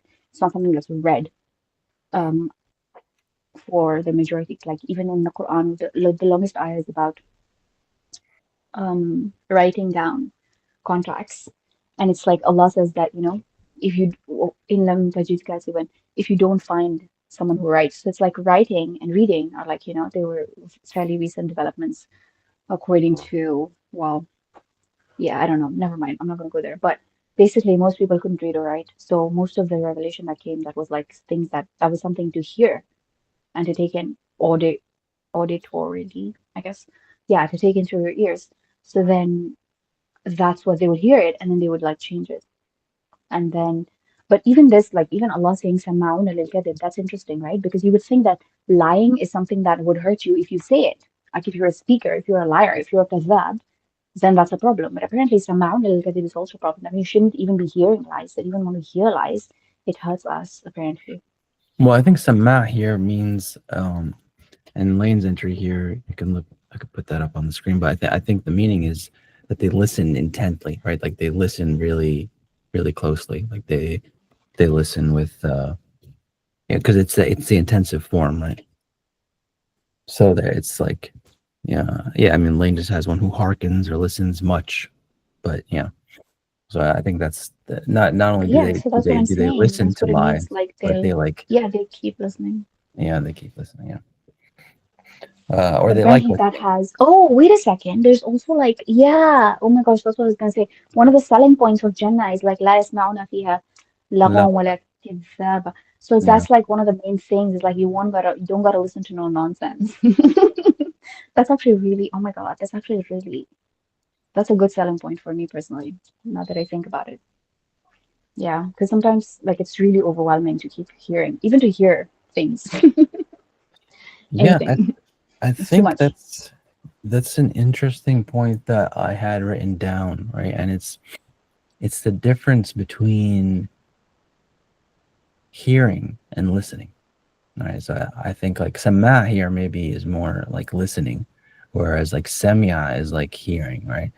And the distinction maybe is not that salient even in English, right? But like, what do we mean by hearing, and what's the difference in hearing and listening? I think the difference is like, I hear a lot of things right now. Like I hear myself speaking, I hear some like, noise in the background. I hear, the movement of my clothes as I'm fidgeting or whatever it is. And as we're walking in daily life and doing whatever it is, we hear all these different things, right? But we filter it out, but we're still hearing it. Whereas listening is more active, right? So I think that's kind of the difference.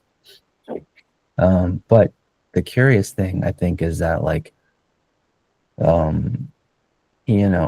that still affects us. Like hearing still affects us, maybe even more so than listening, right? Like you might be listening really intently to somebody, but not getting anything from it, right? Or like not really benefiting from it, or not even maybe you're not even understanding what the person is saying, right? Like maybe I'm just rambling and you guys are just zoned out or whatever it is.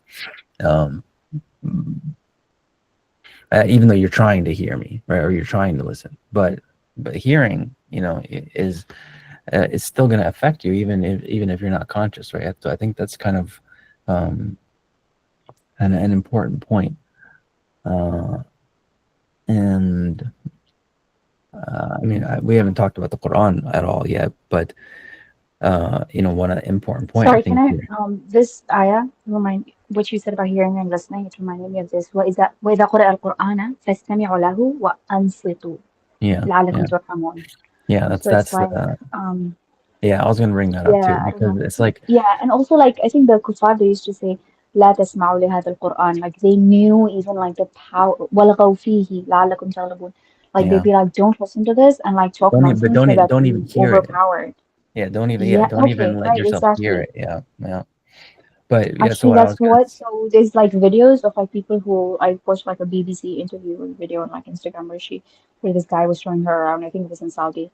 Yeah, I'm sure it was in Saudi because they made it wear an abaya.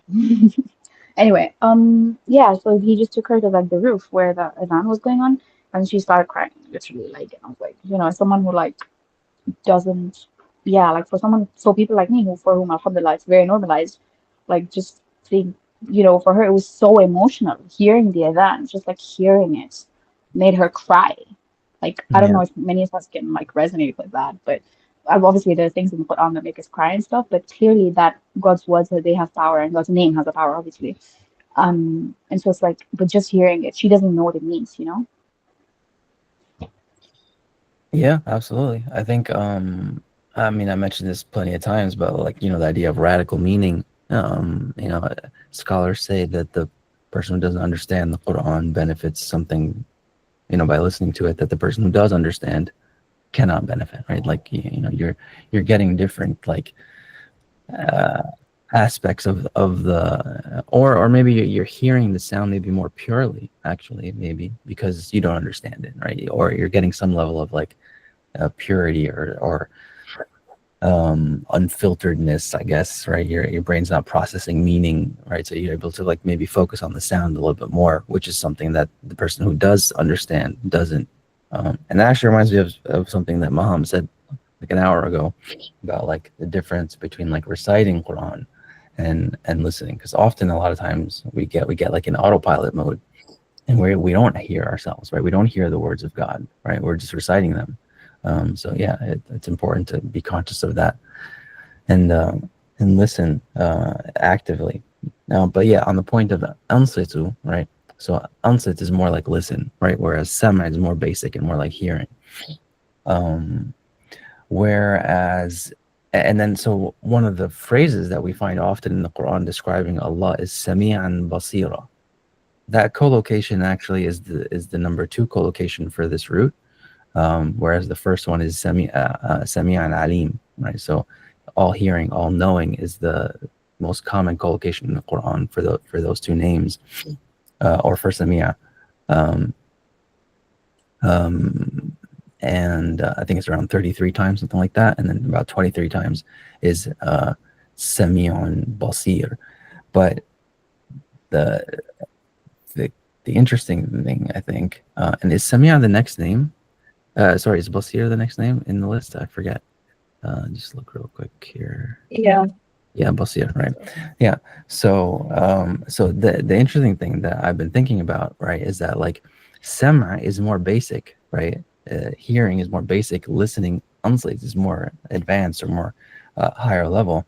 But Basar is actually more higher level, whereas like Nazar is more lower level, right? So I thought that was an interesting kind of contrast there. And I have some thoughts about that, but I think we should first mention that, like, even though Allah describes himself about 23 or so times in the Quran as all hearing, all seeing, he also describes human beings once in the Quran as being as the same, using the same exact words. Obviously, the meaning is a little bit different, right? Because when we say Allah is Sami'a and Basir, right? When we say Allah is all seeing, all seeing, all hearing, that's different from saying, فَجَعَلْنَاهُ سَمِيعًا بَصِيرًا, right? I think it's Surah, I forget which surah it is. Insan, maybe? Or Mulk. Yeah, I think Surah Mulk, right? So that's where Allah calls the human being also by the same attributes that he gives to himself, in terms of hearing and seeing. And then obviously in that context, it doesn't mean that human beings are all seeing and all hearing, but it does mean that we have that we do hear very well. We are samia in the sense that like we are like hearing, I think, affects us very very much, or our hearing is very perceptive. I think that's what samia would mean in the context of human beings, right? Is that our hearing is pretty good, right? Our hearing is not like animals or rocks or animals or whatever else that can receive sound. Our hearing is actually pretty fine-tuned. And of course, to the degree that we can, differentiate between like, very, very, very small minor changes in sound, right? So like if I say sem, sim, summa, right, those all sound really similar, but they all have slightly different meanings. Same as like Sam and Samia, right? Slightly different variations. I think that's what's implied by human beings being Samia. Whereas Basir, right? Allah doesn't say like Nadir or Nadir or something like that. It doesn't just say like I made human beings able to hear really well, but also to see really well. And basara, we can spend some time talking about that root next week. But it's more higher level, right? It's more about where if you think of like nadara as like simply just looking, right? Basura is really more about like envisioning, right? Like it involves some aspect of like imagination or creativity or like foresight or um, future kind of thinking. So that was just I think that's all the notes I have on Quran.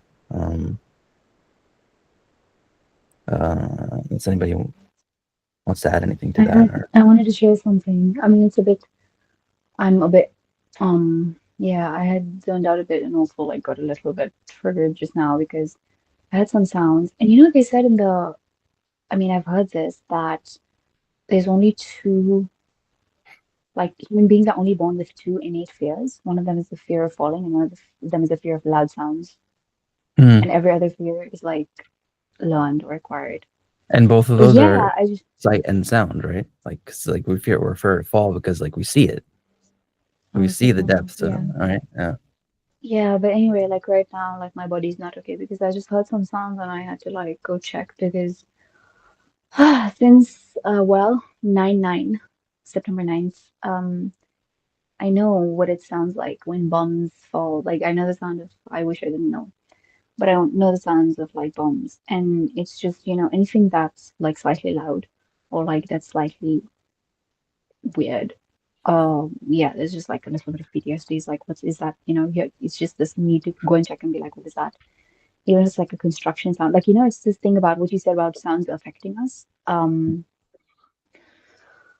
It's just this like, you know, it's a safety thing, right? Like it's like children, if you even like think about a horror movie or things that like scare you, you ask someone or you hear people in the movie saying, "Did you hear that?"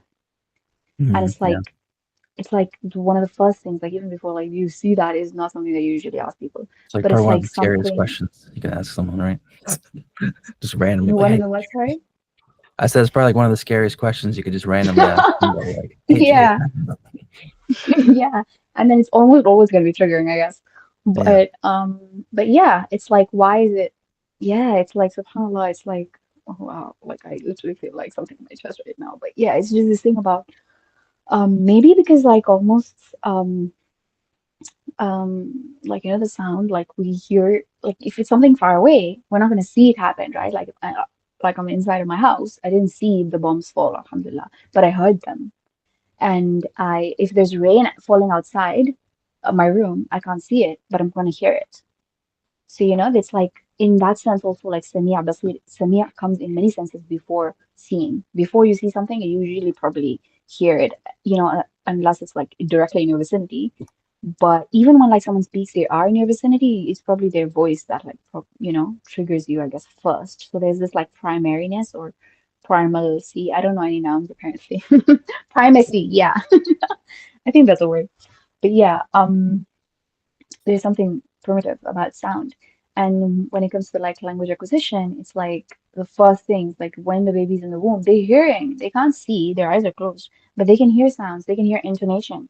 And so when they come out, if there's a reel that I watched where this is dad was telling his baby like things, like really like not nice things, not mean things either, but like he was just saying things like, we're all gonna go out and we're gonna leave you here.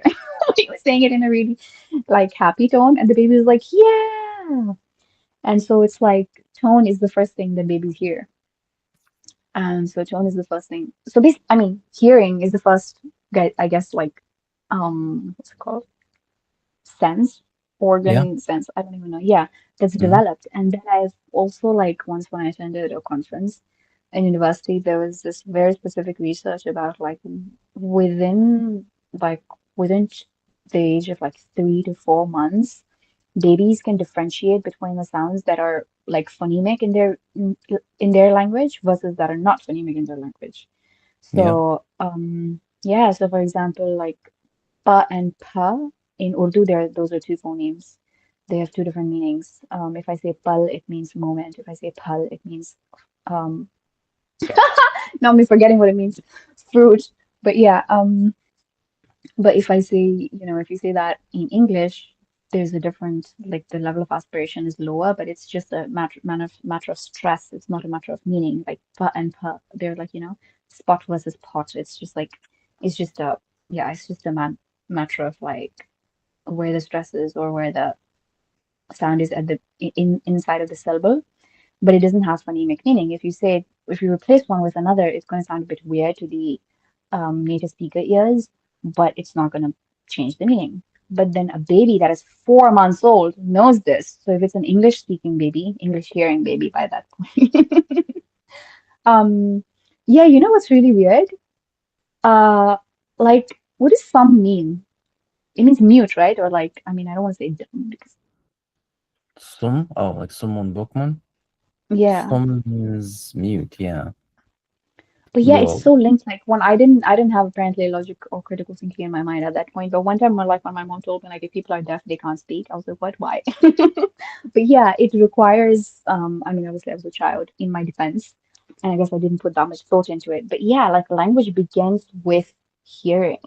You cannot speak if like there's people who are deaf and then they put on like they train, I guess, to be able to speak, but you can hear, like, you can hear they can't hear themselves. So then or even if they have like hearing aid and stuff like that, and I don't actually know how exactly they learn to speak, but subhanallah, we can tell from the way that they're speaking that they're deaf, even though they're speaking, I guess, according to them, probably, right? Like, they're trying to pronounce all the things, but there's this link between like actually hearing the sound and then like the voice, not voice, but all the, what's it called? Organs of articulation producing that voice, that sound that matches the frequency that you hear. That in itself is like such a miracle to me because it's like babies, like, our baby minds, brains, God programmed our baby brains to be able to hear these very subtle differences that are so difficult to even pick up while analyzing them. Like there's a minute difference of just a few hertz between like accents and like between different, especially with vowels, because vowels are so similar in most languages, like the E vowel in English versus Urdu, or like the E vowel in Arabic versus Urdu. There's this one like guy in my class. He was Iraqi, but I mean, he only started learning English like after he was like, an adult. So he would always say book instead of book. And like it just, like sounded so different to us. But I guess for him, like it kind of made sense. But yeah, it's like vowels, like being able to hear the difference between vowels in separate different languages, especially like as a bilingual speaker or like polyglot, is so like it's such a superpower. Like we don't understand how insane it is, the fact that we can do that, that we can hear the differences in vowels and then like produce them and know it, exactly how to place our tongue to be able to it's produce that actually vowel with that frequency. SubhanAllah. it's actually even more amazing than that. There are some longitudinal studies that I remember hearing about where they exposed babies to different languages in their infancy. So I think the one like the hallmark study was like Chinese. They exposed these like babies to Chinese as in their infancy, and then they were adopted into French speaking homes. But later on, as they grew up, like their were very brain activation patterns were very similar to like bilingual Chinese and Chinese speakers rather than monolingual French speakers. And this was like like these kids they didn't learn Chinese, right? They were just exposed to the sounds in their infancy. So subhanallah, I mean, makes me want to like play a bunch of like random cartoons from different languages to my if I have a baby at any point in time. But Actually, like makes so yeah, much sense because I was thinking about this as well about how like different languages like they really shape your inner world. So whatever language you grow up hearing and speaking, like people from different places have different sensibilities and different things that are like like to the point where like behavior, like it affects behavior, it affects like what you believe is normal. And like even preferences for food, even preferences for like music and sounds and like everything, every single thing, like you're completely, even your belief systems and everything, they're so shaped by language, because language is also how like we think beyond language in our minds, but language is what gives the like order and like the ability to articulate. And when we are able to articulate something, like the first person we're articulating to is ourselves. And then that's kind of where self-concept comes in and everything. And then we're articulating to the rest of the world. So language impacts that a lot. So like an English speaker will think differently than an Arabic speaker, than like an Urdu speaker, than like Persian speaker, than all like a French speaker, all these kinds of different things. So that actually like makes so much sense, like how and also like just the one, like just to like drop a pin back into the ruqya and frequency thing, because I can't believe I forgot to mention this before, but right now like my cat is like crawling all over me and asking me to give him attention rather than the call. And Yeah. I just Cat like, yeah, exactly, cats purr, and like how that frequency is like, it's healing, like he like Yep. this cat in particular, like he's been sick, and so like when cats are sick, they purr harder. And because not because like they're happy necessarily, but because they're trying to heal themselves. And even like if your mood is like down, or if you're sick, your cat might come up to you and like purr on top of you, because they're trying to help you feel better. And that cat purrs are like healing, and it has like a frequency. I can't believe like we forgot to talk about that. Yeah. That's a great point. Yeah. Okay, how are you guys doing energy time wise? I mean, this is it's a Ism al-Azam, right? One of the great names, right? So there's no reason to rush and squeeze it into one session. But if you guys still have energy, we can keep going. I went through probably half of my notes. Yeah, I'm good. I'm good to go. I mean, like, I'm fine with a bit more. Yeah, Okay. I think I can see it well. Okay. So yeah, I have the root over here. I just kept it kind of on screen for a while because it's a big root, as you can see. It's got a lot of different words there. You can see also it has some Proto-Semitic words, so that means that it's there's evidence that it's one of the older roots that we have in the lexicon.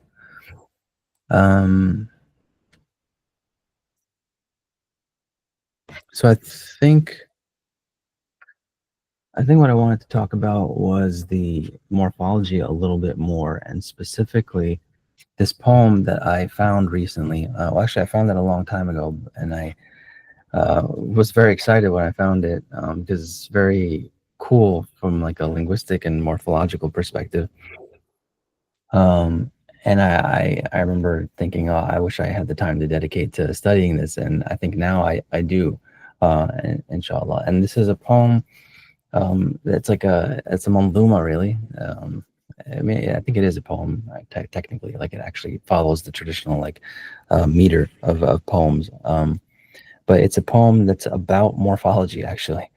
He starts it off in the very traditional fashion of like lamenting a lost love or something like that. But then he goes into words that are near homonyms. So the first one that he starts off with is the root gha, ma, ra, and he chooses 3 words from every root, and he does like 4 lines on each root, picking 3 words from each root, three near homonyms. So for like the first one he does is ghamr, ghimr, and ghumr, right? So like basically just taking the 3 different vowelings that you will get for the base nouns. The second root that he does is salam, silam, and sulam. And I started translating this, and I might actually do some recordings, but you can find it online, and I'll share some links to that. So salam, obviously we know what that means. It's a greeting, right? Silam, it refers to hard rocks, and sulam is actually it's either a vein or a nerve in the wrist or in your hand. And actually, the poem itself is kind of interesting because it says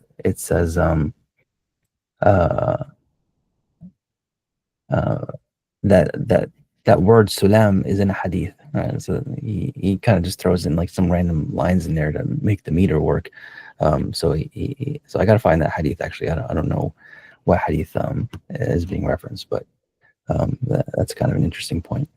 But the reason I bring it up is because this root for Sama is also like a full root, or I guess it's got all three base forms, right? So you have Sam, Sim, and Sum, or Suma. So Sama means hearing, right? That's the basic meaning, is to hear. Sim, well, actually, Suma is also in is in the Quran, actually, also, and Suma is generally like reputation, or like what people hear about you, right? So that's the idea, right? That's yeah, right there. You see it right here, Suma, reputation. So it's like, and I think the connection is kind of obvious here, right? It's just like hearing, and Soma is like, that which people hear about you. So pretty intuitive. Sima is the cool one that I just thought of, like, just yesterday, actually. And it means a puppy, right? Or like a baby wolf, or like a cub wolf. And the connection might not be obvious at first, but it actually, the reason I remembered it is because it's actually found in in the poem that's in this app, which I talked about, like, maybe 2 sessions ago. I think I brought up. I don't think you were there, Maham, but Zanir, I think you remember. So this is one of my favorite poems of all time, and I'm also translating this poem. And it's about this man who, I won't go through the whole story about this person, but basically this poem is a Jahili poem, from probably 100 or 200 years before the time of the Prophet ﷺ. But in this poem, and this poem was actually praised by Umar radiallahu anhu, and he said, teach your children this poem because it teaches good character. It teaches. It just has a lot of stuff in the poem about, like, good character, and how to, especially about what it means to be a man, or like, manliness and masculinity, and that sort of things. So I think it's around line 50 where he says, فإما تريني كابنة الرمل ضاحيا على رقة أحفى ولا أتنعل. So if you see me, كابنة الرمل, like a dusty person. If you see me like a dusty person, like ضاحيا, like, at my, I don't really know what dahiyan means here, but I mean, the word means like sacrifice, or the root means to sacrifice. So I think he's trying to say, like, if you see me, like, in a poor state, ala riqqa, right? Riqqa, again, here we talked about this root earlier, like in tatters, basically, like in like tattered clothing. Ahfa, barefoot, right? Wala atana'adu, and I don't have any shoes, right? So if you see me like this, right, he says, فإني لمولى الصبر. For indeed I am the Mawla, I am the friend of sabr, I am the friend of patience. فإني لمولى الصبر أجتاب بزه. I don his sword, right?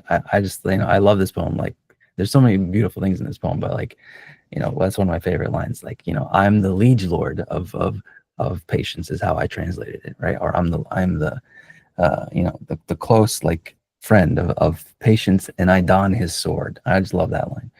But then he says, على مثل قلب السمع. And this is hard to translate, but essentially what he's saying is, like, I'm like the heart of a puppy, right? Or a baby wolf. والحزم أنعل, and my shoes are resolve. What I wear on my feet is not shoes, it's resolve. So, beautiful language, beautiful metaphor. And the explanation I've heard for the puppy reference, right, is and if you can think about, like, dog whistles, right? So I think we talked about, somebody mentioned something about, like, animals having different, like, their Sami'a in a different way. I think that's what Zanir was saying. And dog whistles, is one perfect example, right? Like, we can't hear dog whistles, but dogs can. And I think that's, kind of what is being alluded to in the poem, because if you ever see a puppy, if you ever been around a puppy, and not just a puppy, I think, but like any kind of like baby animal, but especially puppies, right? They're very hyperactive, right? And like the slightest sound, right, will set them off, right? They're like super hyper aware, and they're like always like ready to play and always ready to do something. And I think that's what he's kind of trying to say here, right? Is that like, I'm super patient, right? I don the sword of patience, right? But I'm super aware, right? I'm hyper aware of my surroundings. I'm a warrior. I'm you know, always ready, right? Always ready. Even if you see me like in tatters and barefoot and like a bum, right? I'm not, right? Like I'm always ready to go. I'm determined and will persevere. And yeah, so I thought I would just share that because it's one of my favorite poems, and it's a perfect example of oh, sorry, I realized I wasn't sharing the poem, but it doesn't really matter. Yeah, so it just started raining. I just heard the the rain falling down. Yeah, so Simmer. Yeah, I thought that was really cool. I'll take a quick little tangent here to kind of show some updates on the main page. And also because I might just stop like posting as much in the group because I don't know, it kind of takes away. I don't know. I'll just I figure I just have my own, like, since I have my own website, my own platform anyway, then I can just do that kind of stuff here. So one of the updates that I mentioned was that you can use the Minders GPT to do like root analyses, and then these root analyses anybody can do them. So I did one for SEMA, and it'll update. It's basically like a the GPT becomes basically like a writing companion, right? Like, hey, let's study this root, and then like it'll take a bunch of notes for you, and you can interact with it as to, you can edit the notes and be like, oh, well, you forgot about this word, or like, oh, what about this meaning? Is that present? Blah blah blah, and then it'll write this analysis here, and it'll show some of the stuff that I mentioned already. I'm also gonna like update this to show some other stuff. So I plan on writing like short little articles on some roots. So I'll have like a latest article here. And really, I'm opening this up to anybody that would like to contribute. So if you're interested in writing anything, or just doing the the root analyses, it'll show up here on the and I'll probably update this so you can see previous analyses as well.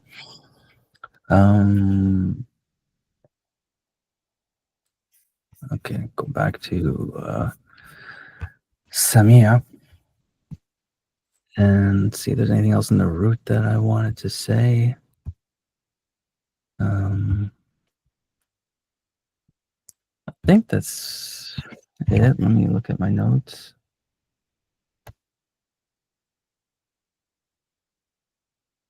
Yeah, I think that's pretty much all I have for oh, wait, no, those are not my notes. Yeah, I thought it was really cool that like puppy is one of the derivatives here.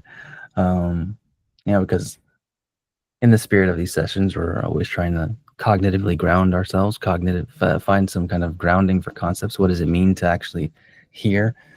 And I think we covered a lot of ground in terms of like hearing, and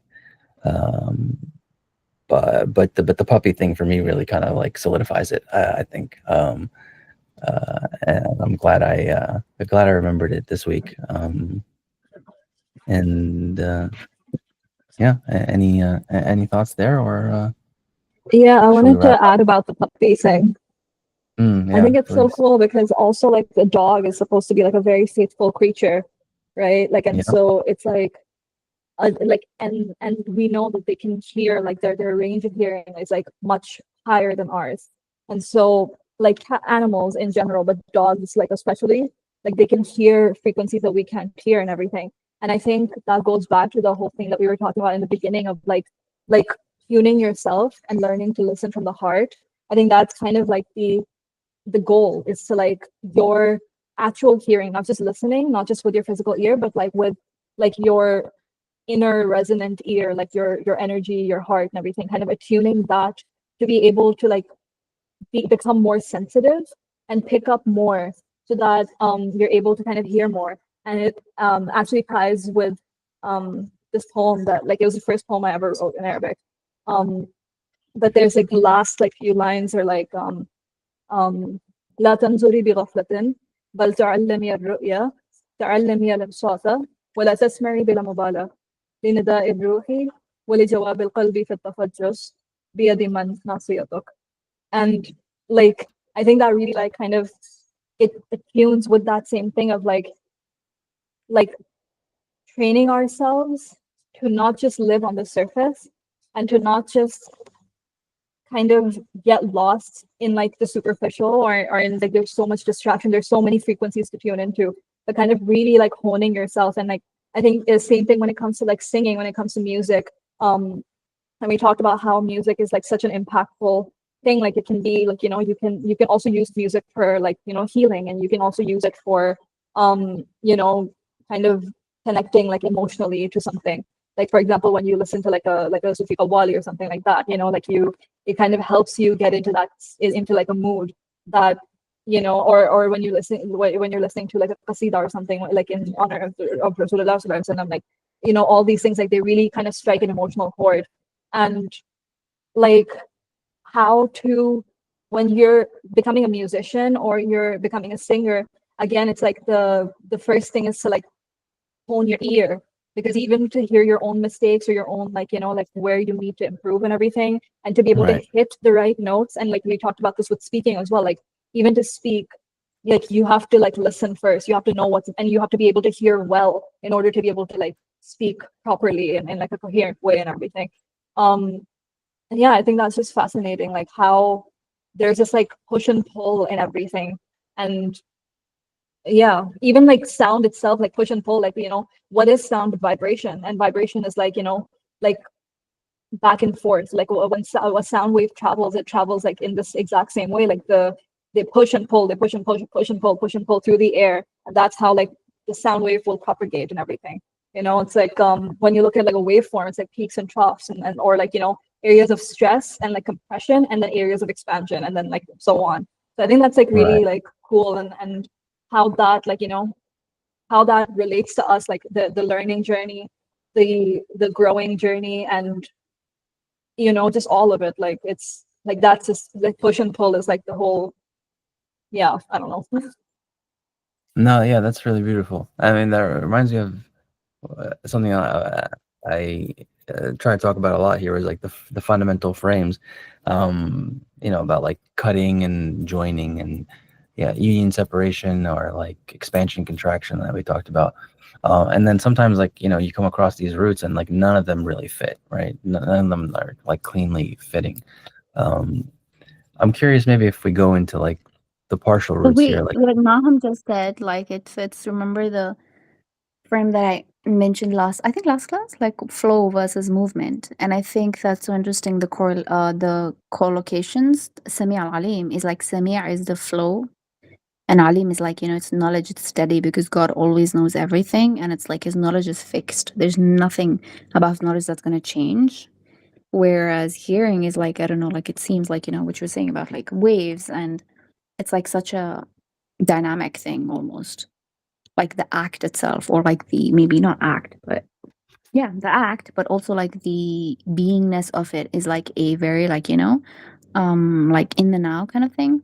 Whereas Alim is like the ilm, you know, he knew since pre-eternity what's gonna happen. And then whereas hearing is like it's happening now, if that makes sense. So it's like the hearing is the flow, and it's like flow versus what was the other thing I said? Like movement versus stability, or like flow versus something being stationary. yeah, I think that's kind of there. I think like you know, some roots have like both expansion and contraction. Some roots have both like union and separation. So maybe there's something more fundamental here. I mean, we could look at like sem, right? Like just we could kind of break apart the root and kind of look at like some of the potentially like older meanings or foundational meanings. Sem means like poison, right? But sem is also really close to ism, right? And sky is sumu, right? If you put the waw at the end, you get sumu. and that can mean sky or like elevation, right? Separation. But then if you put the waw in the beginning, you get wasm, right, which is a mark or an imprint of some kind, or a tattoo. So that's that, sumu, at least, which is closer sama to sama than wasm. Yeah, I think names, right? Sumu is ism is kind of close to sema. At least you have this some sounds. There's two of the same sounds are in there, right? So there's some relation there, I think, too. But yeah, I mean that's just a Can I also add far-flung sort of. something? Yeah, of course. So basically, I was thinking about like, 'cause, when I've been reading Surah Baqarah, this name came up, and I was like, Subhanallah, some of these things they're not things that you would think of as what is hearing or listening. So Allah says, فَإِنْ آمِنُوا بِمِثْلِ مَا آمَنْتُمْ بِهِ فَقَدِ اهْتَدَوْا وَإِنْ تَوَلَّوْا فَإِنَّمَا هُمْ فِي شِقَاقٍ فَسَيَكْفِيكَهُمُ اللَّهُ وَهُوَ السَّمِيعُ الْعَلِيمُ. So it's like here he's talking about if they have faith or if they believe in what you've believed, okay, then they're guided. But then if they turn away, then they're in shiqaq. I guess that's one of the cutting names, right? Cutting words, separation. Yeah. فَسَيَكْفِيكَهُمُ اللَّهُ وَهُوَ السَّمِيعُ الْعَلِيمُ. So Allah will be enough for you over them. But Allah will suffice you them. That's the literal translation. Interesting morphology there. But yeah. So وَهُوَ السَّمِيعُ الْعَلِيمُ. So like, what does that have to do with this? And I feel like, like, what does hearing have to do with this? But I feel like even faith, right? Like aminu, whether or not you have faith, even that's something that God can hear, apparently. And then another place, it's talking about like wasiyah and like, what the person, again, this goes back to what I was saying about like most people weren't like literate. So he says, فَمَنْ بَدَّلَهُ بَعْدَمَا سَمِعَهُ فَإِنَّمَا إِثْمُهُ عَلَى الَّذِينَ يُبَدِّلُونَهُ إِنَّ اللَّهَ سَمِيعٌ عَلِيمٌ. Whoever hears the wasiyah, the will that the person like willed, I don't know. Anyway, the person that their will as they intended it, but then they change it after they have heard it, then it is on the sin is on upon those who change it, and Allah is Sami'ul Alim. So like it's like, Allah heard, even if you changed it afterwards, but Allah heard what the person originally said. So that's like actual like hearing, that what we would think of as hearing. And then it's also this other one. Yeah, this one is really interesting to me again because it says وَإِنْ عَزَمُوا الطَّلَاقَ فَإِنَّ اللَّهَ سَمِيعٌ عَلِيمٌ. Azm is like, what is the azm? Like azm is a resolve. It's not a thing that you're saying out loud, yet Allah hears that as well. And then it says, وَقَاتِلُوا فِي سَبِيلِ اللَّهِ وَاعْلَمُوا أَنَّ اللَّهَ سَمِيعٌ عَلِيمٌ. I don't know how that's a manifestation of Allah's Say that again. Say that one again. وَقَاتِلُوا فِي سَبِيلِ اللَّهِ Oh, okay. وَاعْلَمُوا أَنَّ اللَّهَ سَمِيعٌ عَلِيمٌ. And then when I was reading the Surah Baqarah, I was like, wow, I don't actually know what this has to do with. I mean, I would kind of think of it as like, you can do jihad, you can fight in the path of Allah in a lot of different ways, right? I don't know exactly what the context of that is. Maybe it's referring to a specific kind of thing, but I think obviously, and you touched on this, and I think we touched on it already. Hearing, God can hear, things that we can't hear. So that means our intentions, right? Maybe our thoughts have some kind of like, everything is vibration anyway, right? Everything from, atoms in physical matter to, the words that we are speaking and the Quran and the will of Allah and kun fayakun, right? Like it's all vibrations, all frequencies. So, that's how I kind of understand it.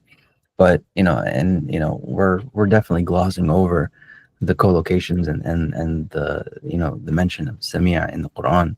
But I think one important point is that like hearing it comes first, right? Hearing is vibration, frequency. That's what comes first. That's the first thing that we receive as human beings, right? And in our infancy, obviously, but also just in a sensory sense, right? In terms of our perception, right? Like our hearing is constantly, being affected, right? So like, even when we sleep, I think too, like when you sleep, your nervous system shuts down and you can't feel anything, right?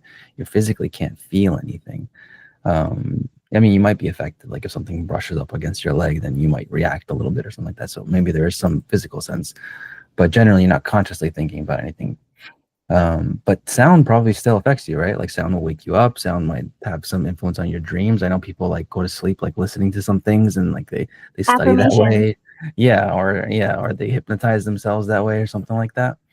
But I think that's the important point to kind of like, to emphasize, right, in the Quran and in the concept of hearing in general, is that like our hearing, the things that we're exposed to, is foremost, right? That like that's what affects us the most. That's what has the most effect on us. That's what imprints on us, I guess, is what I'm trying to say, the most. And I think that's that's evidenced in the Quran, in that Allah describes human beings as being Sami'un Basir. فَجَعَلْنَاهُ سَمِيعًا بَصِيرًا, and we created him hearing and seeing. But I think also it's affirmed in the usage of the name as-Sami', right? In that like sound is really important. Frequencies are really important. Frequency sound precedes knowledge, right? It precedes seeing. Is there in the Quran, like, how Allah uses rhetorical questions like "Afala ta'qilun," stuff like that? Is there also Yeah. "Afala tasma'un" and "Afala tubsirun"? Like, I can't remember. I think something like that. It might not be the same root. Let's see the verbs up here. Sorry, can I say something? I feel so silly right now because Mhm. literally the most important thing ever in this, according to me, in Okay. this route, I literally forgot. It's Surah Al-Mujadila. قد سمع الله قول التي تجادلك في زوجها وتشتكي إلى الله والله يسمع تحاوركما إن الله سميع بصير. I can't believe I forgot about this. It's like one of my favorite things in the whole Quran. Because Okay. here Allah is literally saying قد سمع, Allah has heard the saying of the woman who argues with you about her husband and complains to Allah, and Allah hears يسمع, present tense, right? Or mudara, I don't know whatever it's called. تحاوركما إن الله سميع بصير. So Allah is all hearing and all seeing. And I literally like love this so much because it's like Khawla radiallahu anha went to Rasulullah sallallahu alaihi wasallam complaining about, zihar. Why did I say that so English? Sorry. Zihar. And yeah, and then Rasulullah, it's just like, and then Allah revealed this, and Rasulullah sallallahu alaihi wasallam, I guess, didn't have a reply for her until then about whether zihar is considered divorce or not, because it was like a jahili practice, right? Mm. Or the Arabs would say that you are like my mother's to their wife, that you are like my mother's back to me. Yeah. And then like they would just go back to them. But then so she refused, like she literally, I think, fought off her husband off of her. And she was like, nah, let me go ask Rasulullah sallallahu alaihi wasallam. And she like argued, and this whole surah is called the one that argues. Love that. That there's a surah about that. Very resonant with me personally, Of but course it's your favorite. Of course it's your excuse you. What are you trying to imply? hey, you said it. I Okay. didn't. But so in here, we first of all we took it very like we're owning it here in Qatar. We have the world's basically, I think it's the world's first and only masjid for only women. It's called Al Mujadila Masjid and Center for, because homies were like, it's not a masjid if it's not for men. But yeah, there's so I don't know. Anyway, Wait, hold on. What's it called? it's called Al Mujadila. Wait, it's a masjid called Al Mujadala? It's a masjid and a center for women only. It's like a women only space. And then basically in Ramadan they get like one male imam, and then it's like Wait, an hold only on a masjid. second. Wait, what? There's a Why are you laughing? club for women called Al Mujadala. Are you serious? It's not a club. It's like Or like a they masjid? basically are the sheikha, the mother of the Amir. she like basically made the space. It's called Al Mujadila. It's a center for women, but it's also a masjid. So it's like a women only space. And she goes actually to pray there in the, what's it called, in Ramadan. But in Ramadan, so normally it's like there's prayers, like there's, you know, resident hafizahs, they do jama'ah. But then in Ramadan, there's like a special, like one sheikh. It's so funny. I've never seen this before, by the way. I'm sure none of you guys have ever seen this in your lives, entire lives before. But basically, it's like one imam, right? But then there's like 4 men and 1 imam. And then miskin, they feel so overwhelmed because behind them it's like full. The masjid is full of ladies because it's only for ladies. But then Yeah. for Tarawih, there's like they have a male imam. Anyway, so the point is, it's inspired by Khawla radiallahu anha, and like women actually seeking Rasulullah sallallahu alaihi wasallam and not like stopping, even like not thinking that arguing or debating is a bad thing, because Allah is saying, Allati tujadiluka. He's saying the one who debated you or argued with you, fi zawjiha. And he's not saying that in a derogatory sense, you know. In fact, he's Yeah. saying that in a very touching sense. He's saying, I hear her, not I hear her, but Allah has heard her.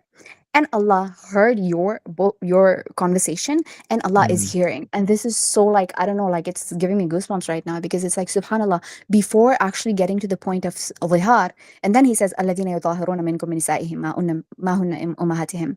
So, but before getting to that point, before replying to her, he said, I hear you. Like Allah hears her, you know? Like And then in it's one like, way, subhanallah, it's he's- validating like he said it. the ability to do that.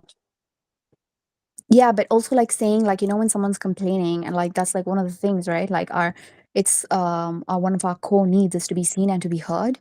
And so Allah is like, first he's validating that, but not just one time, but 3 times in 3 different tenses and like forms with this verb. And so when I read that, it's like so beautiful to me. It's like he didn't say like, oh, you know, here's dhihar is haram or halal, but he said, oh, Allah heard what your her, like specifically about her, allati tujadiluka. I love that. Love the feminine pronoun. Um, but yeah, and then it's like, and then I heard her, and then I heard your conversation, and I'm hearing like Allah, not I, he's saying Allah, but subhanallah, there's like 3 times Allah is saying Allah, and the 3 times there's a different, you know, form of the root samia. It's so beautiful. It's like that means Allah heard and Allah is hearing, and Allah is always going to be hearing because he is sami'un basir. And so it's like so validating, but it's also like saying, I hear you, I hear you, I hear you. I will always hear you. I have heard you, and I hear you, and I will always hear you because I am all hearing. And then he gets to like whatever she said about her question about like the legalities. So yeah, subhanallah. I'm still stuck on the club that's called Al Mujadala. Like, What's your problem? no, it's just I mean, I'd love to hear the story of why this woman decided to name that, but yeah, I mean, what kind of, it's not just Because it's women, right? I don't mean to be offensive, right? Allah says in the Quran, وَكَانَ الْإِنسَانُ أَكْثَرَ شَيْءٍ جَدَلًا, right? Like the human being, if anything, he's more than anything, he's just quarrelsome, right? He just likes to argue. So yeah, I don't know. I just that's just kind of it's like, I because think that's what I Maham just was said. Like laughing it's too, because so I mean I'm it's not the only fine. You one guys that can laugh. find it. People find it funny. It's not. It's okay. Like No, people can laugh. But anyway, I'm just no, I'm curious. saying it's I just want to no, know that's what this what the story that's I the is. think story. I The think story it's is like that basically instead of saying that women shouldn't ask questions about Islam, it's being inspired by Khawla, because she had an issue that wasn't addressed by her. Like, you know, it was a very personal issue, and she went to Mm. Rasulullah and she argued with him. And she didn't like sit Uh, down and shut up her face, you know, like yeah. which is what many but she Muslim didn't women argue are with supposed to but do. she didn't argue with the Prophet. She argued with her It's husband. that's what Allah says, Allati tujadiluka fi zawjiha. Oh, right. Tujadiluka. Yeah. Yeah. Subhanallah. It's also like the mosque being inspired by that. Like I think it's like really cool because it's the same thing. Like, you know, like women not being given spaces or being relegated to like, you know, some like musty-ass space in the back of like a mosque or in the basement or something, like in old times and everything, like where they wouldn't be seen and they wouldn't get to be like part of like society and everything. They wouldn't get to participate in their right of being in the masjid. Like, and in Rasulullah Sallallahu Alaihi Wasallam's time, there was no restriction on women in that way to like come into the masjid or to like, you know, to participate in ibadah there, or in asking questions or bringing their concerns to, you know, Rasulullah, or to like, you know, the center of the community, as it were, because that's what the mosque represented, was the beating heart of the community. and it was like the place where like literally the heart, because like everything was happening in the center of that masjid, and so it would like then pump blood out into the rest of society from that center, right? Like that was kind of like the place of like change. That was like the happening place, as it were, and stuff like that. And after I think Rasulullah Sallallahu Alaihi Wasallam's passing as well, Aisha radiallahu anha said this, like she was like, this is what something that she praised the Ansar women, and she was like, this is something that I really admire about the Ansar women, is that they do not have like false or blameworthy modesty. And blameworthy modesty is like, like in terms of like kind of in some Yeah. kind of constructed essence of like, of like modesty, like holding yourself back from learning or asking questions and stuff like that, like, or even like, bringing something to the attention of like, somebody else, and kind of, and what is called in women argumentation in an effort to discredit us.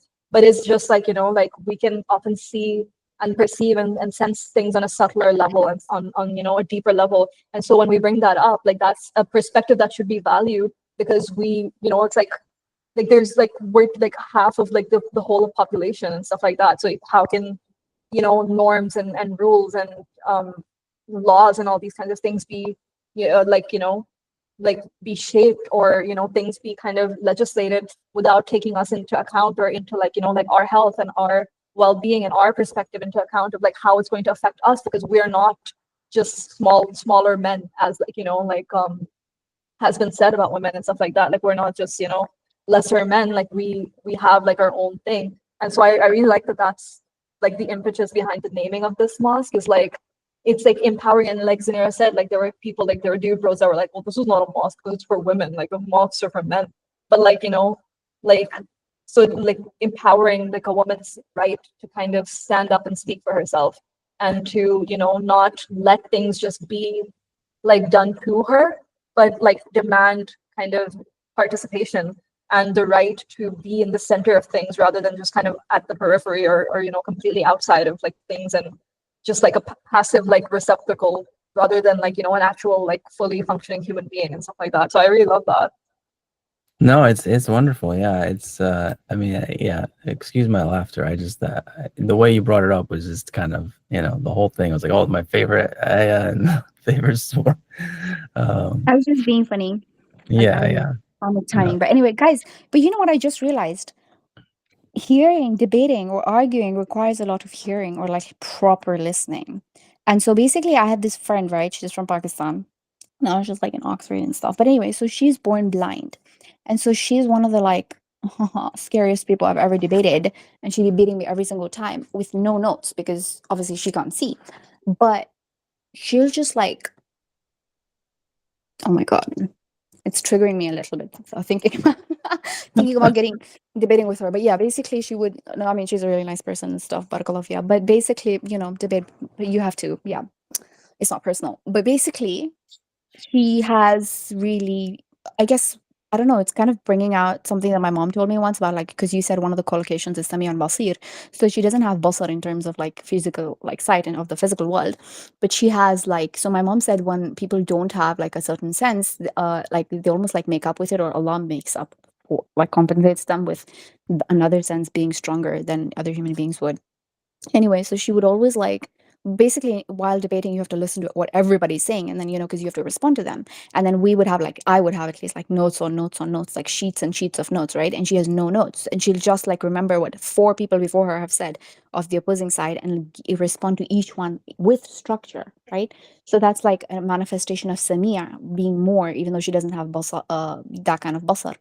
And then there's this thing about, I remember once I was like really stressed, and like I was going through a really difficult time. And later, like literally 1 year later, she asked me like, hey, like, I think I told her, or she asked me, I don't remember, but she said, I could hear it in your voice that you were like not okay. And I was like, what? I mean, I wasn't that bad. Like, when someone's breaking down or something, you're on the phone, you can hear it. But I wasn't like, I was very normal. Or so I thought. But apparently, yeah, like some people can hear things. And even I think, wait a second, don't bats see by hearing? I have to lift this up. There's Yeah. something about bats. They keep coming up. Yeah. They Yeah. don't. Bats are blind. They can't. What did I just say? Don't bats see by hearing? But yeah, Yeah, they they do hear. that. Yeah, it's like So then sonar. that's how I guess Sama and Basa are related for them. It's like So listening and that's how hearing. Daredevil sees too Even anymore. with like Yes, I know. humans and they're, oh my god. The way you said it so Yes, casual, like, you're like, Yeah, I don't oh know. yeah, bats and they do. there you go. It's like he's like your uncle's son. Like, yeah. Um, no, but yeah, no, there's this blind influencer as well. Her name is Molly Burke, and she makes a lot of content like educating about like blindness and stuff like that, and you know like accessibility and all this kind of stuff. But she made a reel one time, and it was literally about this exact same thing, where she was like, you know, I can hear trees and every and like you know, and people didn't understand what I said, but then she's like, I can be without like my guide dog, and I can be without my cane, and I can just be out in the park or whatever. And as I'm approaching a tree, I'll never walk into a tree. And then you know she also like she has this thing where she can like if someone is speaking to her, usually the stereotypical image we get of blind people is that their like eyes are like wandering or fixed on the ceiling, or they're like, you know, they don't know where to look or whatever, because obviously they can't see who's addressing them and where sound is coming from. But it's like not actually accurate for a lot of them. And for her especially, like it's uncanny, like people doubt the fact that she's blind because she can like, you know, pinpoint sound very well, and then she can just like, you know, look you in the eye while you're talking, down to like your height and to like where your eyes would be, everything. Like she's very good at that.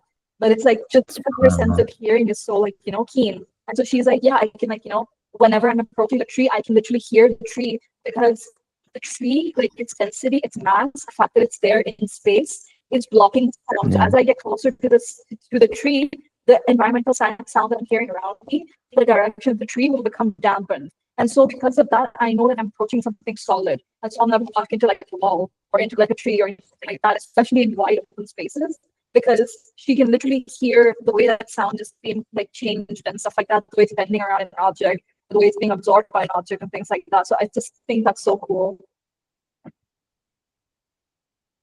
Yeah, that's I amazing. saw Yeah, that video. I think I saw that video. But you know, this reminds me of just like in terms of adab, like I guess Allah is teaching us the adab of debate here by saying that first recognize or like hear your opponent.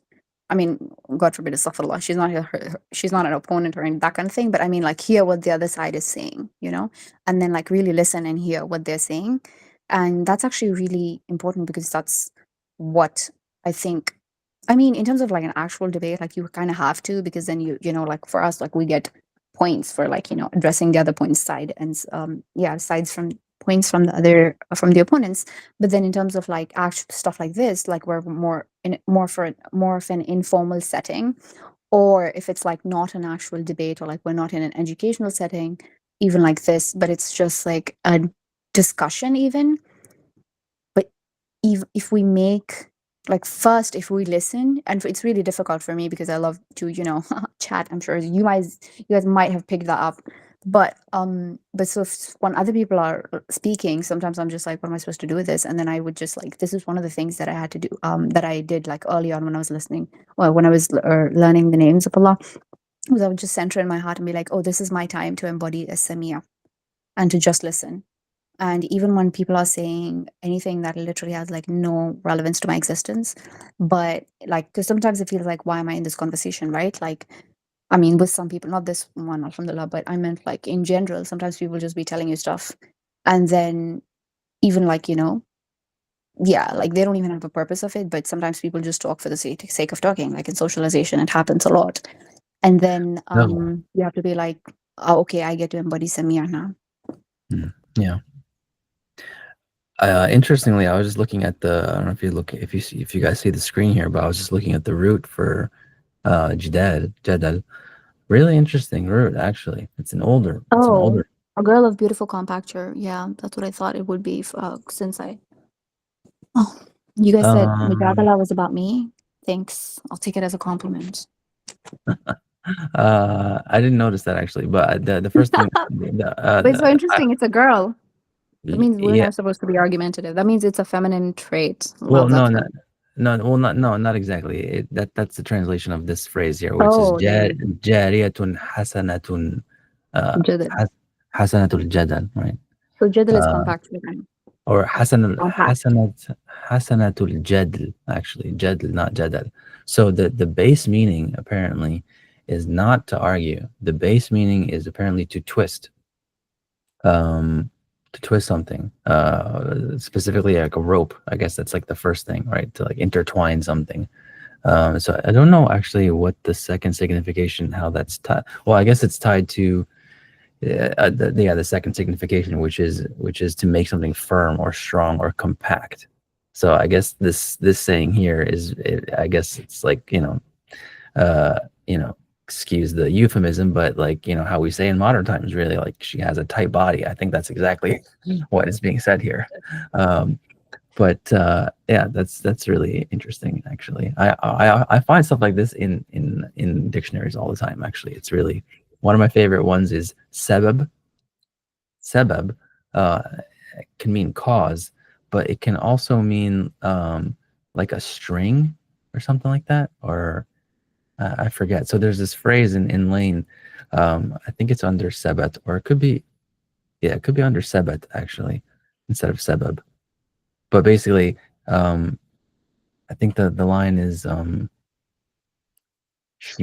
forget the line, but she beat all the women in the tribe with a sebab, which means she tied a string around her rump, around her, her booty, and then to show how big her booty was, and then she threw it to them. She threw it to the women to show how long the string was, because of the girth of her behind. Yeah, so you find it kind of. I will not be part of this conversation. We need to change the topic. So I mean, for my stomach. yeah, I mean, yeah, that's what they say, right? Like, so it reminds me of a joke I mentioned last week. My linguist friend said, in every root you'll find the meaning of the root, its opposite. Something about camels, and then something so obscene you'll have to check another dictionary too. But anyway, going back to Jeddah, I think it's kind of interesting that like argumentation comes from this idea of like strengthening something, or like twisting it, or like making it more complicated, right? That's kind of like the basic idea. So you see here the idea of arguing came much later, right? That's the A4 here, as being a contrary signification. There's something else linked to this. This is the last instance of Sami'a that I found in Surah Al-Baqarah, and I was literally thinking about this. لا إكراه في الدين. This is the ayah after آية الكرسي. قد تبين الرشد من الغي فمن يكفر بالطاغوت ويؤمن بالله فقد استمسك بالعروة الوثقى لا انفصام لها والله سميع عليم. So whoever does kufr of the taghut, whoever denies the falsehood, and let there be no compulsion in religion. I mean, it doesn't say let there be no. It says there is no compulsion in religion. Right. The correct way has become distinct from the erroneous. Whoever rejects or whoever does kufr, I like that actually. فَمَنْ يَكْفُرْ بِالطَّاغُوتِ. In that sense, we're supposed to be kafir actually, of the taghut. Whoever disbelieves in taghut and believes in Allah has grasped the most trustworthy handhold that cannot break, and Allah is hearing and knowing. But yeah, it says unbreakable handle. Some places it says handhold, but I think there's an image of a rope in my mind, right? Isn't that how strongest ring? Yeah. There's multiple rope metaphors in the Quran actually, or mentions, not metaphors. And Allah also says like hold on to the rope of Allah, like very directly in that way too. Yeah. What is that? What is the word there? Rope of Allah. I think it's habl. I think. Forgetting. Bihablillah. I mean, I'm sure you can find it. I'm sure I can find it real quick if I look up habl here.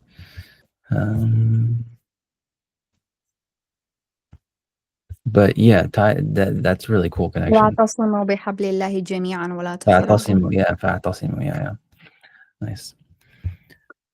Yeah, so Asim also, that's again interesting because it brings back to like the shaitan, because Rasulullah Sallallahu Alaihi Wasallam said that after salah, make a dua, Allahumma a'asimni min ash-shaytanir rajim. I've been thinking about this root as well, like asma, what it means. Like, I mean, in one way, it means to be like pure and innocent, like Rasul, prophets, they're masum. Even children, I guess, they're masum. They're innocent, they cannot sin. And then it's like protection, right? Like Asim is like someone who protects. But I don't know what's the image? Is it like a fort? What kind of protection are we? I don't know anything about that root. I can check real quick, but I just want to mention a couple other, maybe related roots to Jada, right? So Jid, right? Just the Ja and the Da. itself generally means to be like serious, right? Or to be like To be a grandpa in this family. oh, actually, oh, that's interesting. So the oldest meaning for jid means to cut, which I think makes sense in terms of argumentation, right? Because in argumentation, I think that's kind of what you have to do sometimes. But also jada is the other one that I kind of that came to mind, which we use to mean brave. I think jada also means to cut. I feel like, yep, jada means to cut. Cut. It specifically means to cut off the nose. Oh, actually, yeah. Never mind. I just realized this a couple of weeks ago, actually. So, yeah, jada is used colloquially to mean like brave, but it's actually originally jada with a dal, whereas jada just means to like, it means to cut off a nose or a limb or something like that. But yeah. But even in cutting so as to separate. Sorry. It also said like if you scroll down a bit, it said cutting so as to separate. Yeah. And even like when you think Yeah, about so, the nose, yeah. like it precedes you, like it's like the kind of, if you draw a line in the sand and then you like walk towards it, like I think the tip of your nose will be the thing that reaches first, and then the rest of you will follow. And so cutting the tip of the nose off of someone literally is like putting a wall up in their face and cutting them off. So it can be used in the same way of like cutting someone off in an argument.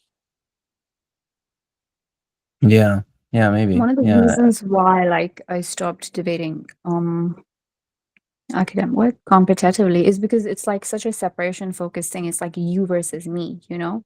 Whereas yeah, that's the frame of what's it called?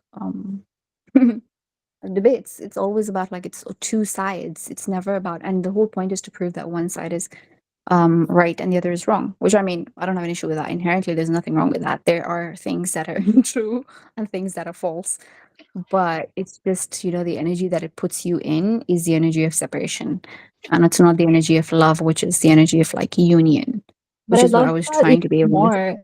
Like with Jadala, I love that even more because yes, there's two banks, and then Jadala is like, this thing that's twisting, and like it can be like a rope, like like the next meaning was like rope. And so but it's like you can bring those two like banks together. You can like, with that rope you can tether and you can bring them together. And so maybe, and that's like, true argumentation, like and stuff like that. Like when they like us people are married, they're like, don't expect that you'll never fight. But your fights are meant to be things that bring you closer together because you realize that it's the two of you against like a common problem. And so your points of difference and your points where like, something comes up and like is like an irritant, and then you talk about it and you debate each other on it, like that's actually meant to, like when it's done right with like person and like, Exactly. Yeah. and good practice, like it actually a means to bring a couple closer together. Like once you weather your first fight and your second fight, like you get closer together actually after that. And I really love that. Like I love that actually we're not told to not argue, and like that's why there's so much diversity that Allah's created.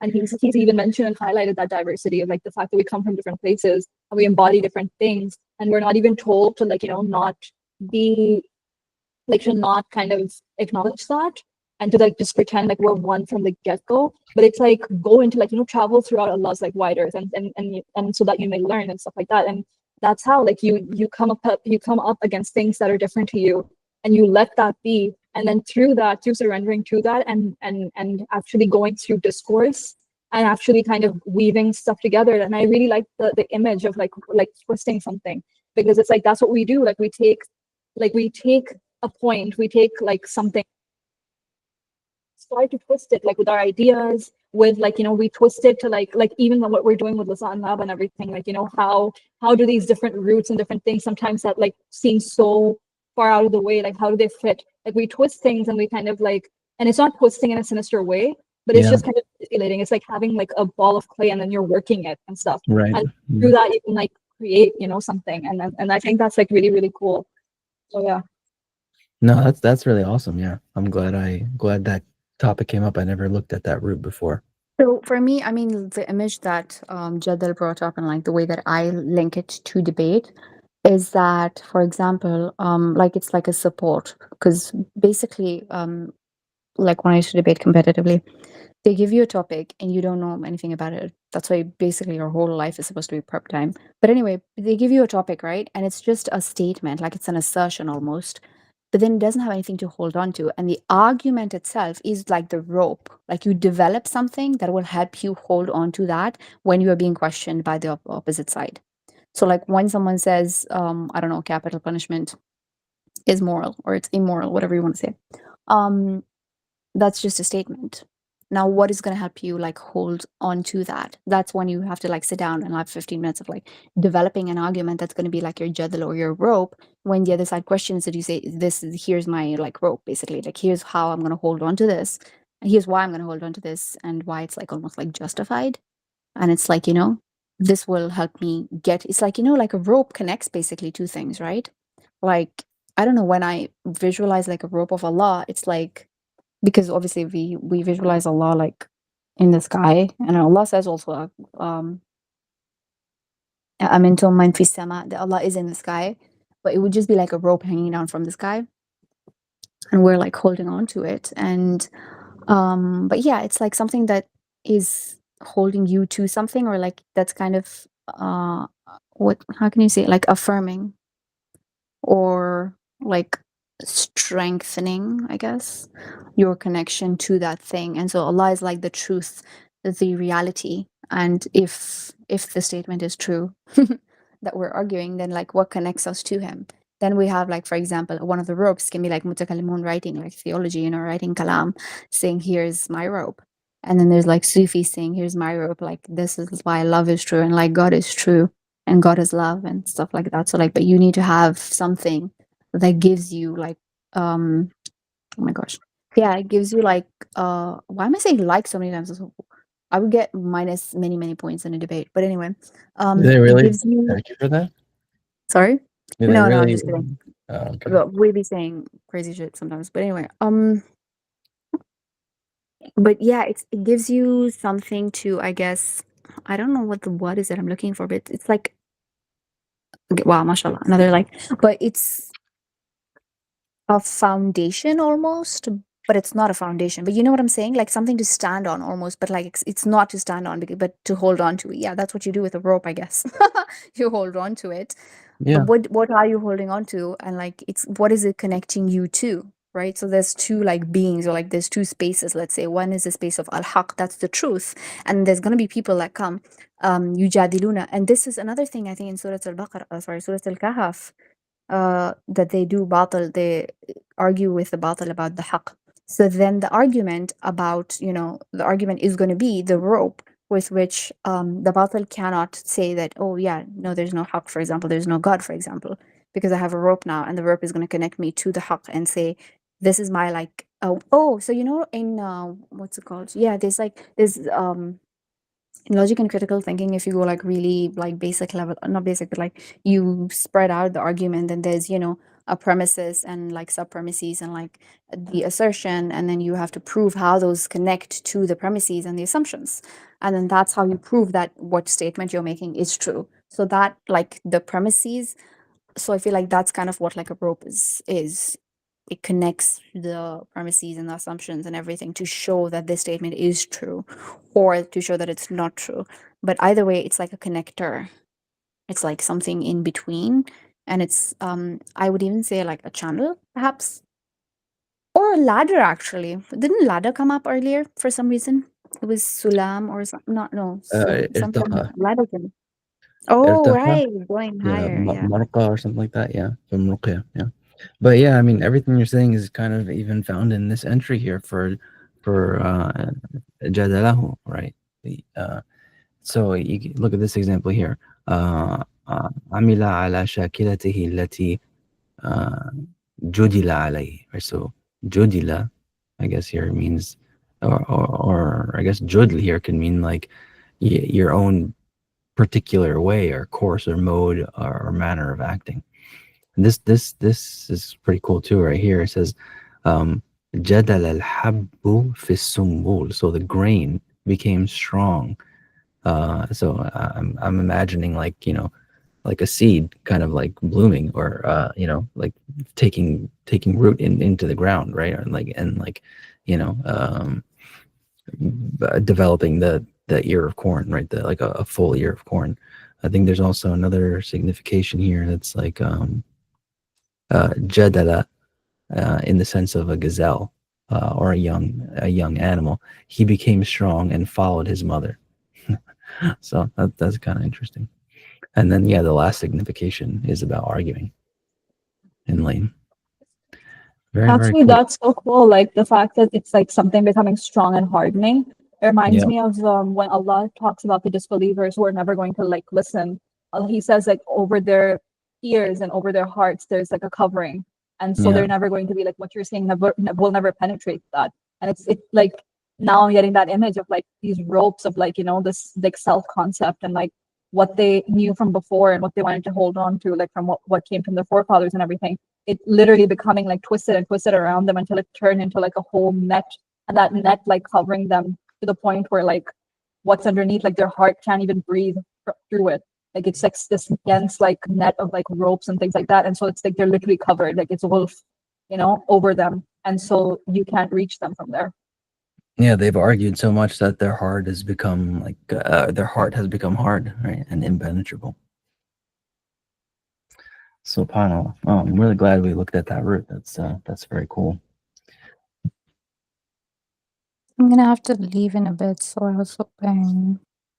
Yeah, I think Oh, that's a good place to end. I think I mean, Samia is expansive root, lots of different ideas. I'm sure there's much more we could talk about with the Quran. So, and if we have any more thoughts on Samia, we can add it to the chat.